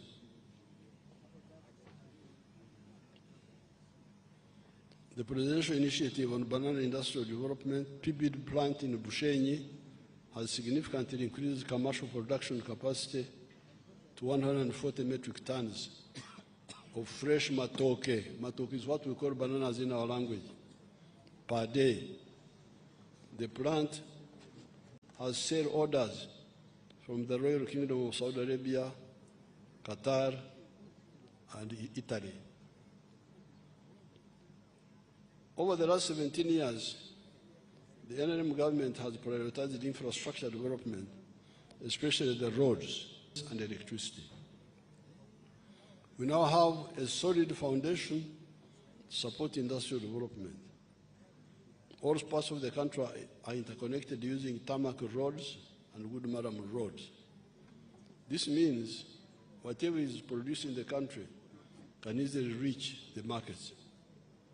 It also means that the cost and the time of moving goods has reduced significantly, facilitating both investments and trade. The stock of tarmac roads is now 6,199 kilometers, compared to only 1,900 kilometers when the NRM took power in 1986. Of these 1,900 kilometers, only 114 kilometers were in fair condition, while the rest, totaling 1,786 kilometers, were in poor condition. The roads to commence construction to tarmac standard next financial year include: number one, 23.6 kilometers Yumbe. Am I Yumbe's happy? Award 4. 69.3 kilometers Katine Ochero Road. Apoyo. And 2.9 kilometers of town roads in Kaberamaido and Karaki towns. Number 3, 105 kilometers Chenjojo, Chihura, Buizi, Rwamwanja, Kahunge, Mparabwizi. Mwebale muno. 56.3 kilometers Iganga, Bulopa, Kamuri, Jinja.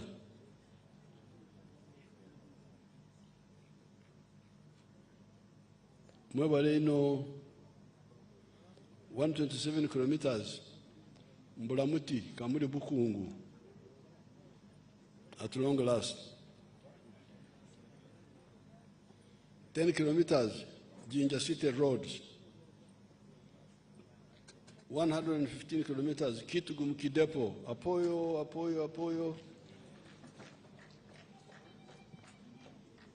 88 kilometers Ishashakatunguru Road. Mwebale Mnonga. 65.3 kilometers Luku Karangara Mlabana Road. Do the buses have their own language? Bogera Uganda. Kare, Bagenderao. 10.67 kilometers in the 7 town roads in Karangara.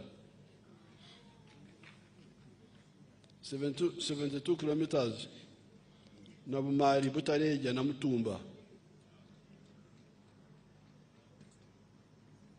73 kilometers Karenga, Kapedo, Kabong. 69.6 kilometers Kotido Kabong Road. Alakara, Noi. 25 kilometers Buburo, Bududa Sakiro Road, Hakagutako Banange. Avamasava. 21 kilometers Mbale and Kokonjeru Road. Banange. 46.6 kilometers Kawohe, Nyakambu, Buzuwera, Nyakambu, Nsika. Awanyamweru at least, at last. Government is repairing 78.9 kilometers road from Nebi to Arua. 18, I'm also negotiating for more money to tarmac other roads, namely Kabujogera, Kitagwenda, Kamwenje Road. abatagwenda banje mutawa matsuko Muhanga Rwamchuchu Kisizi Rubare Road with a branch to Nyakshenyi and another one to Kilsoni. Abahorra bakiga tinda basa kubebwa Ryantonde Lumbugu Rakai abakochi bafe eyo munde eyo Sembabule Matete Mbirizi with a branch to Kibinge Kyabakuza.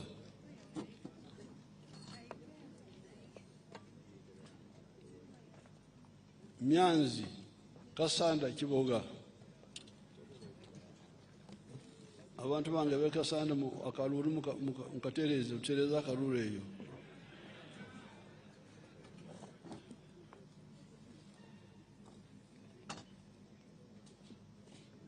Kagate Kitwe Miramahil. Mama was about to kill me on this one here. Katumponye. Kavingo, Rugaga, Magabi, Rakai.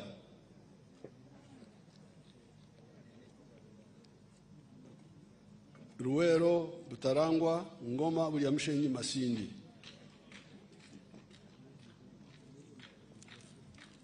Kayunga, Bade, Galilaya. I'm going to get additional money for these roads because we have been talking about them for a long time.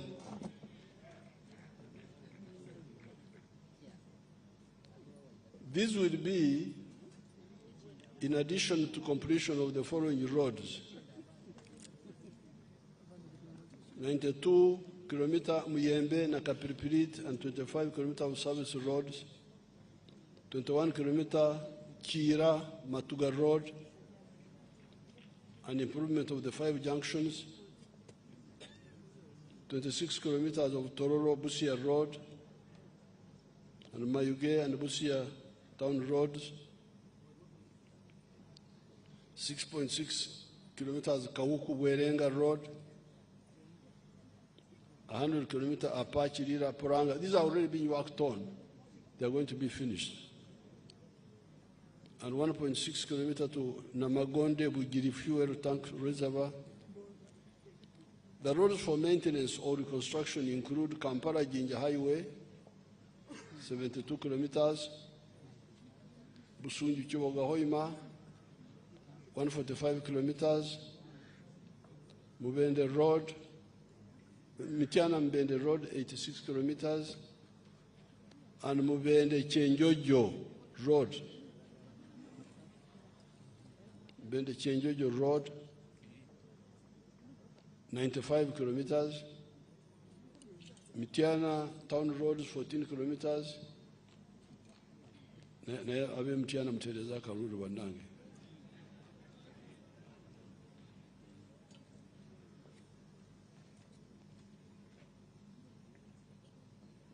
Buno busajja buliyeyo tubona kye bukola butabula.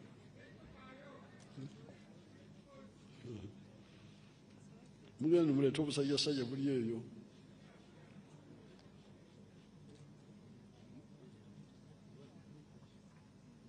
Arui Nebi Road, 33 kilometers. This is in West Nile. Pakwacha Nebi Town Roads. Oruyo Pakwacha Road, 62 kilometers. Matugasem Toka Peka, 41 kilometers. Wali akasaji yuno nakasiki banake. Akasaji akali abantu bage mutereze bigambo ebyo. Obusajja bugende bukole birala. Matuga Semtoka Peka, Tororo Mbare Soroti. This is a long one. Soroti Dokoro Lira Kamdin Road, 189. These are ongoing already. Karuma Oruyo, 43. Masaka Chotera Mutkura Road, 89. Nyendovira Maria Road, 11 kilometers. Access Road, 7 kilometer rehabilitation of 166 million equivalent of national road that have reached their service life. What they call service life is ZKDA. The strategic bridges to be prioritized. There's a road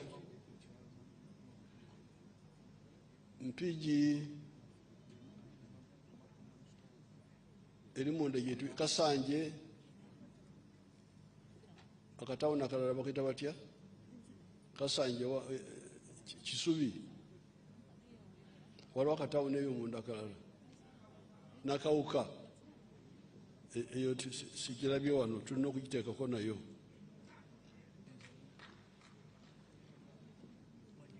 Naye abantu batereeza obululu bannange kubanga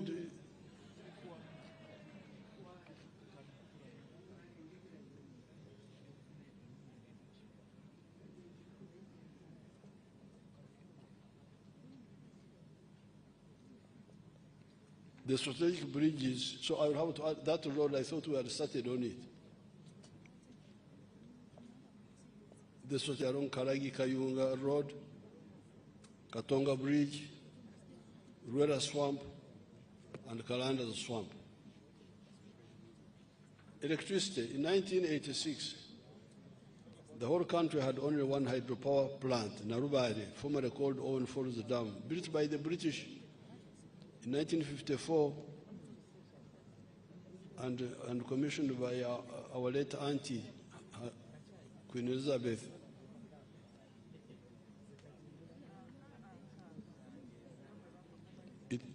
With the maximum capacity of 150 megawatts of hydroelectricity.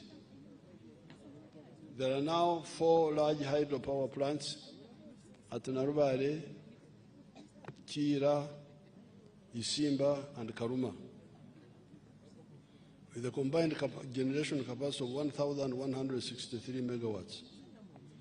Other sources such as Kigwabia, Sabo Konge, solar power in Mbende have added another 888 megawatts. This brings the total installed electricity generation capacity to 2,052 megawatts. However, given the growing electricity demand arising from the new manufacturers, this is very inadequate, and the available capacity will run out in about 5 years from now. So when people talk of surplus, there is no surplus. It will very soon be overtaken.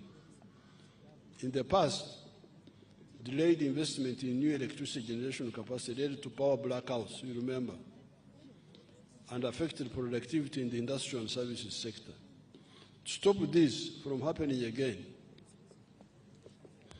the government will commence investment in new hydropower plants at Ayago, in Noya District, 840 megawatts, Kiba in Oyam District, 400 megawatts, and Oryang in Noya, 382 megawatts. In addition, work is ongoing for the 8,400 megawatts nuclear power plant in Uyende District. All these investments, when completed, will bring Uganda's electricity generation capacity to 12,074 megawatts. But we are aiming at 52,000 megawatts. Human capital. The government continues. Don't mind the long speech. You are the ones who invited me.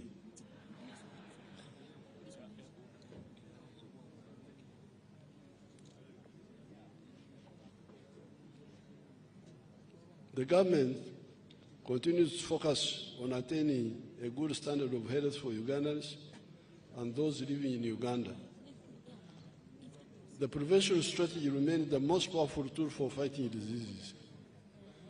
Therefore, I urge all Ugandans to adopt healthy lifestyles by exercising, maintaining personal hygiene, eating nutritious foods, sleeping under a treated mosquito net, refraining from dangerous practices like smoking, sexual promiscuity, etc., While the government is investing in improving the health infrastructure across the country, it is the responsibility of every individual to ensure that they live in a clean and safe environment, and to avoid falling sick. Government has invested in a number of health infrastructure projects. These include infrastructure development for the Uganda Cancer Institute and regional cancer centers, the Uganda Heart Institute, intensive care units, and imaging centers for referral hospitals. Construction of new maternity wards and staff houses in the health center tools that are being upgraded to health center 3s is currently ongoing. This has significantly increased the health facilities in all districts across the country. For example, when I visited Yumbe district recently, I found out that Yumbe alone has 26 health center 3s. This means that our people, especially children and expectant mothers, no longer have to travel long distances when they get sick or when they are going to give birth.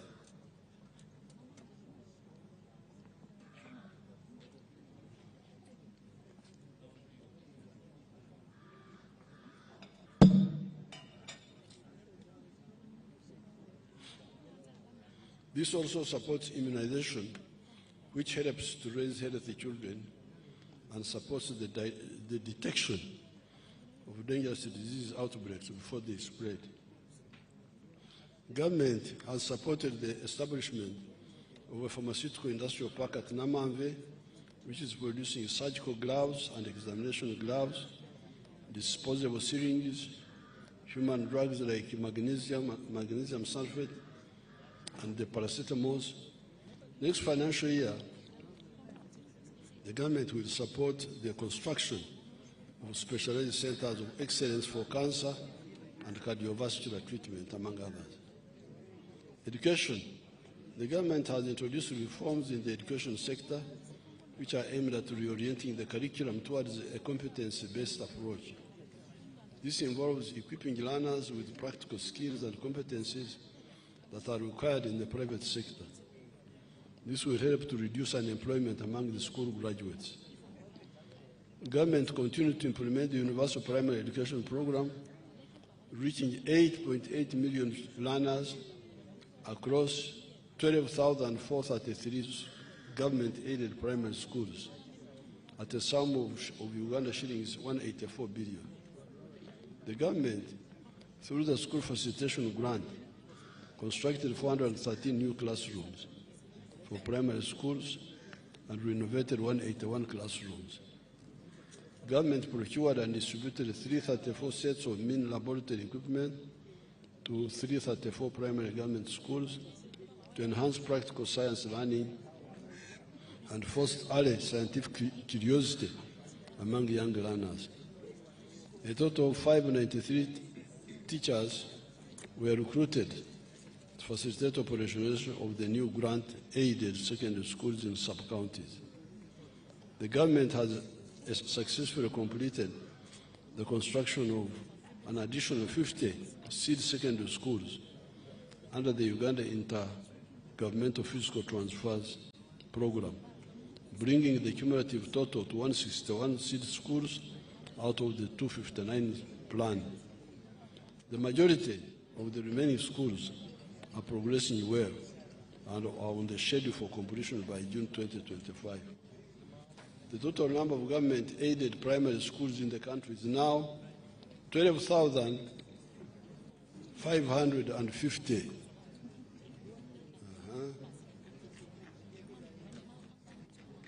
People normally talk of parishes which don't have government primary schools. But how many parishes are there in Uganda? It is because some of the parishes have got more than one primary school. Otherwise, 12,000 would have covered every parish. Because remember, the villages are 72,000. And there are normally about 5 or 10 villages in a parish. So the primary schools supported by the government are now quite many. But some of the parishes may have more than one. The total number of government-aided secondary schools is 1,416. The technical and vocational schools are 189. And the government degree awarding universities are 12. That is the infrastructure of education in the country now. The proper management of our water and environmental resource is a major contributing factor to public health, agricultural productivity, and climate change adaptation. The National Population and Housing Census Report of 2024 showed that at least 8 in 10 households now have access to improved water sources, i.e. piped water, protected springs, etc. In 1986, only 10%, that is 1 out of 10 households, had access to a clean and safe water source. Today, 81.1% of the households in Uganda are in the radius of 1 kilometer from a safe water source. This is on account of the government's prioritization of the construction of piped water systems in both rural and urban areas. Government has constructed a number of solar-powered piped water systems in the districts of Agago, Aleptong, Kayunga, Mitiana, Paderi, etc. There are ongoing construction works in other districts like Buweju for Bisia water supply system, Kasese for Nyamugasani gravity flow scheme, Ora water supply system to serve the districts of Terego, Madiokolo, and Nebi, among others. Additionally, through the district water and sanitation conditional grant, the local governments have been able to boost access to improved water sources across the country. The local governments have constructed a total of 2,564 taps, serving 452,000 persons, drilled 709 deep boreholes, serving 212,000 persons, and 128 protected springs, serving 43,000 persons. They have also constructed 109 rainwater harvest tanks, servicing 652 persons, and 79 production wells.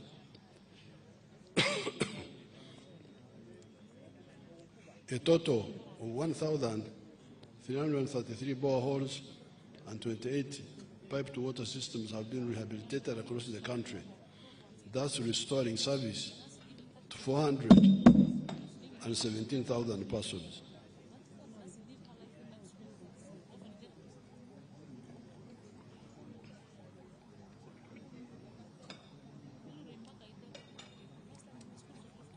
Regional integration. The political balkanization of Africa created small states, many of which have got smaller populations. Uganda, with 46 million people, is one of the bigger states. The solution of this problem is regional integration. The whole of Africa has got a very high population of 1.4 billion people, 1.5 billion. But this population is broken up in small units. Smaller populations mean smaller markets. The problem is compounded by a low purchasing power because of low incomes. So you have got smaller populations with low incomes. How will they support business?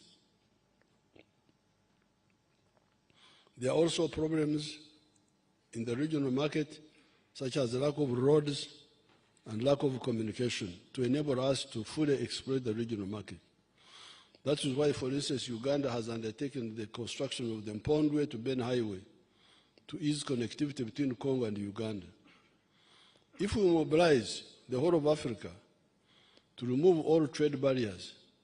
We shall no longer worry about being shut out of markets in Europe or the USA. During the budget, I will speak more about this issue of integration.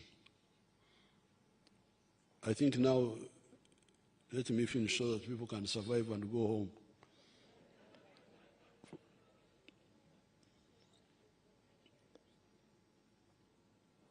Mass ID registration. Government through NIRA has started the mass registration exercise of all Ugandans. This important exercise involves replacing the national identity cards that have expired and fresh registration. The IDs will be used to identify voters in the forthcoming elections to prevent fraud. Therefore, I urge all to embrace the registration exercise. Conclusion. As I conclude, so you see patience pays, you have really survived. As I conclude, I wish to reiterate that the NRM is aiming at making Uganda a $500 billion economy in the near future. We have identified 4 key areas to drive this rapid growth. First is agro-industrialization. We must add value to the abundant agricultural raw materials that we, the wealth creators, are producing: coffee, dairy products, beef, fish, fruits and vegetables, cocoa, cereals, poultry, piggery, cotton, tea, etc. These value chains have a combined untapped value potential of $20 billion. Second is tourism and travel. We have a strategy to increase tourism inflows 5-fold by doubling the average spend and average stay time per tourist. Our tourism value chain has a $50 billion potential. Third is mineral beneficiation and manufacturing, including oil and gas. We are finalizing quantification of our mineral deposits. We must add value to our minerals deposits. We must add value to gold, iron ore, phosphates, limestone, tin, copper and cobalt, lithium, uranium, etc. The confirmed value addition potential for our minerals is $25 billion. We have also finalized the plans and signed the first contract to build the East Africa's largest petrochemical industry around our oil and gas reserves. The fourth area is science, technology and innovation, including ICT and digital transformation. What I have said in this long speech is that Uganda is now unstoppable in terms of economic growth and socio-economic transformation. Our security apparatus is also robust. All this is in spite of the mistakes of the careerists that infiltrated the civilian echelons of the NRM and even within the UPDF to some extent. These are normal after personal enrichment and power. They hardly bother with salvation policies of Uganda or Africa. During the budget speech, I will talk about 2 issues: corruption and the East African Federation. In spite of these mistakes and the external meddling, as you have seen, Uganda is unstoppable. Why? It is on account of our correct position on philosophy, ideology and strategy, and the fear of God. Therefore, the malignment notwithstanding, Uganda is moving forward. It is now irreversibly a middle-income country with a GDP per capita of $1,263, as already pointed out. It is number 7 among the fastest growing countries in the whole world. The source is the IMF. IMF, when you hear a cow talking, then what are you asking?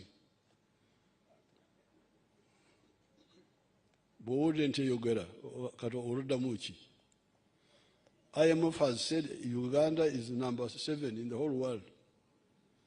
IMF seems 7 at 10. And this is before oil. With oil, we shall be the first in the whole world. It is growing at 6.3% per annum. It is projected to be 7% next year, 2025, 2026, and will grow in double digits after oil. Akahanjurerwasha tukahungurwa munobi. This is the other language. You know the other language. Akahanjurerwasha tukahungurwa munobi. What God has created cannot be destroyed by haters. In recent times, one of my happiest days was the 6th of May, 2025, when we held the NRM Village Assemblies Barazas.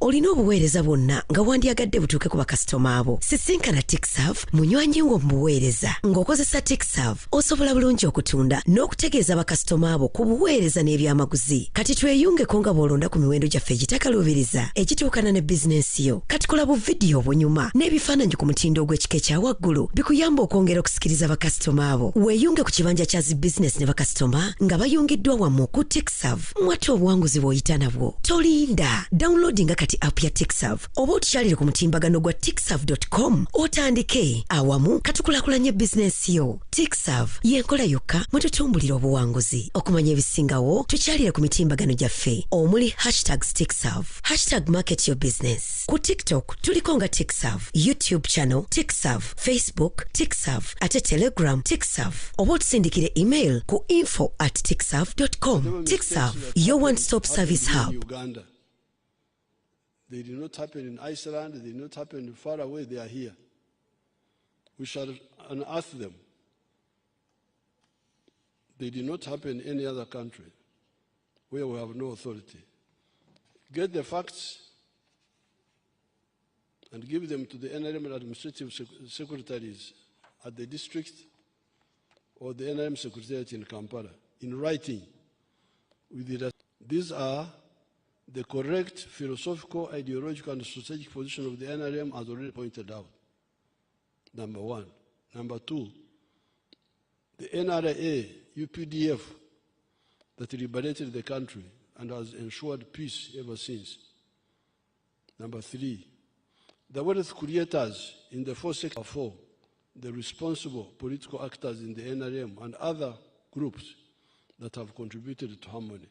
These are the four that have enabled us to come up. Number one, our correct stand on philosophy, ideology, strategy. I don't have time to elaborate that, but we have talked about it before. Number two, the armed forces, UPDF, the NRA, for liberating the country and maintaining peace. Number three, the wealth creators, the farmers, the manufacturers, the owners of the services, the ICT. This is why we are strong. We are strong because of the wealth they create. And number 5, the political actors who are positive and support this. Therefore, the careerists who only think of themselves should check themselves. They should not spoil the efforts of the patriots. Here I do not have to talk about the negative opposition elements that work for foreign interests and for the parasitic local interests. Those have failed to block our progress. It is the internal mistakes that must be corrected. Finally, I want to reaffirm the commitment of the NRM government to ensuring that Uganda remains stable and transforms into a modern, prosperous country. I wish all Ugandans a peaceful election season. In the coming session of Parliament, the government will present to you for consideration the following bills. They are here. Let me see. Piriwano. Can't be Kaguta paid my school fees.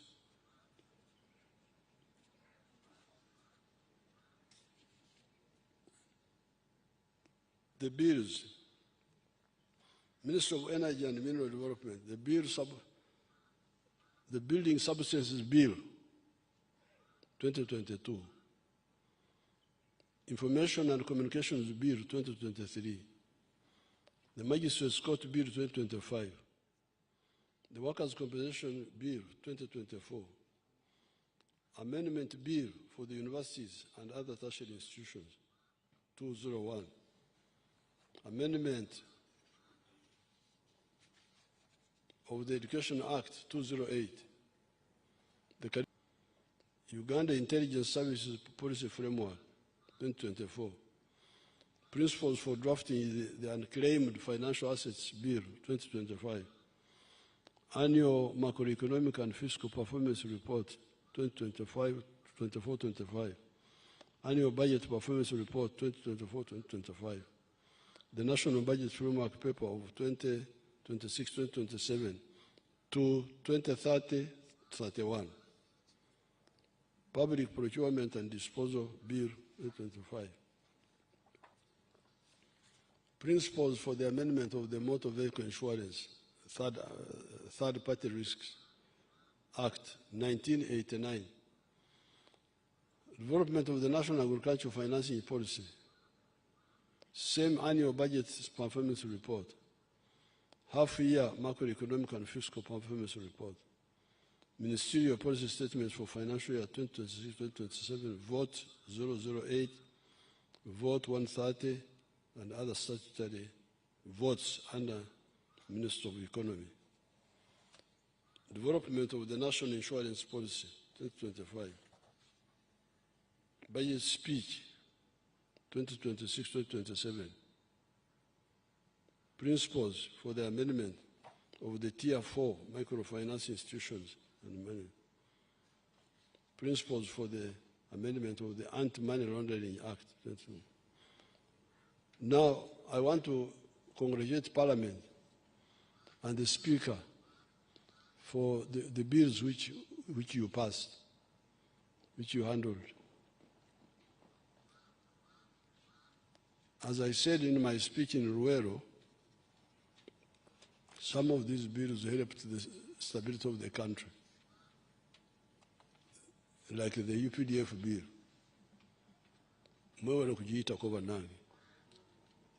That one was really one of the speakers. I was watching, you know, sometimes I watch a wonderful UBC. When they are not playing football, they also give some news. Because when they have football, they forget about us. Now, I saw one of the young people, the young man is a legislator. was saying that in a company, you have got internal procedures where you can exercise administrative discipline. But if it is a crime, it must go to court. Of course, it is correct. But if UPDF is not a business company, to find a member of parliament thinking that UPDF is a business company is really a disaster. So I want to congratulate Parliament. I want to congratulate the Speaker for saving us that big problem. Because there's no way UPDF soldiers can go to the magistrate courts once they have made mistakes in the barracks initially. It's not possible.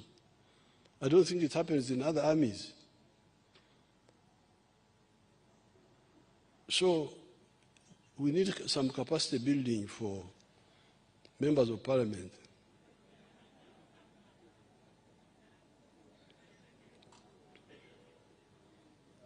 To know what happens in the world. You cannot say UPDF is like a company. It's not a company. It is a very powerful pillar of the state. And it must be handled in a special way. So I congratulate the Speaker and the front bench, the ministers, and the NRM caucus, Bananga NRM caucus, and other allied friends who are friendly. I want to thank all of them. May the Almighty God, I therefore have the pleasure to declare the 5th session of the 11th Parliament open. I salute all of you. May God bless you. Signed, Yoweri Museveni, President of Uganda. Katonda Wabere.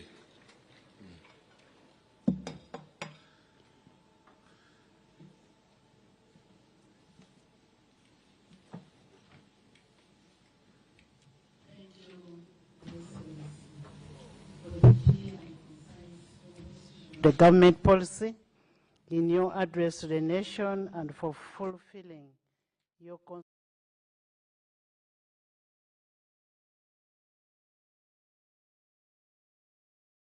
olina obuweereza bwonna nga wandyagadde butuuke ku bakasitoma abo. Sisinkana TechServe munywanyi wo mu buweereza. Ng'okozesa TechServe osobola bulungi okutunda n'okutegeeza bakasitoma abo ku buweereza n'ebyamaguzi. Kati tweyungeko nga bw'olonda ku miwendo gyaffe egitakaluubiriza egituukana ne bizinensi yo. Kati kola bu vidiyo obunyuma n'ebifo ekika ekya waggulu. TechServe mwate obuwanguzi bw'oyita nabwo. Tolinda. Downloadinga kati app ya TechServe oba otukyalire ku mutimbagano gwa techserve.com otandike awamu katukulaakulanye bizinensi yo. TechServe yenkola yokka mwe tutumbulira obuwanguzi. Okumanya ebisingawo tukyalire ku mitimbagano gyaffe omuli #TechServe, #MarketYourBusiness. Ku TikTok tuliko nga TechServe, YouTube channel TechServe, Facebook TechServe, ate Telegram TechServe, oba otusindikire email ku info@techserve.com. TechServe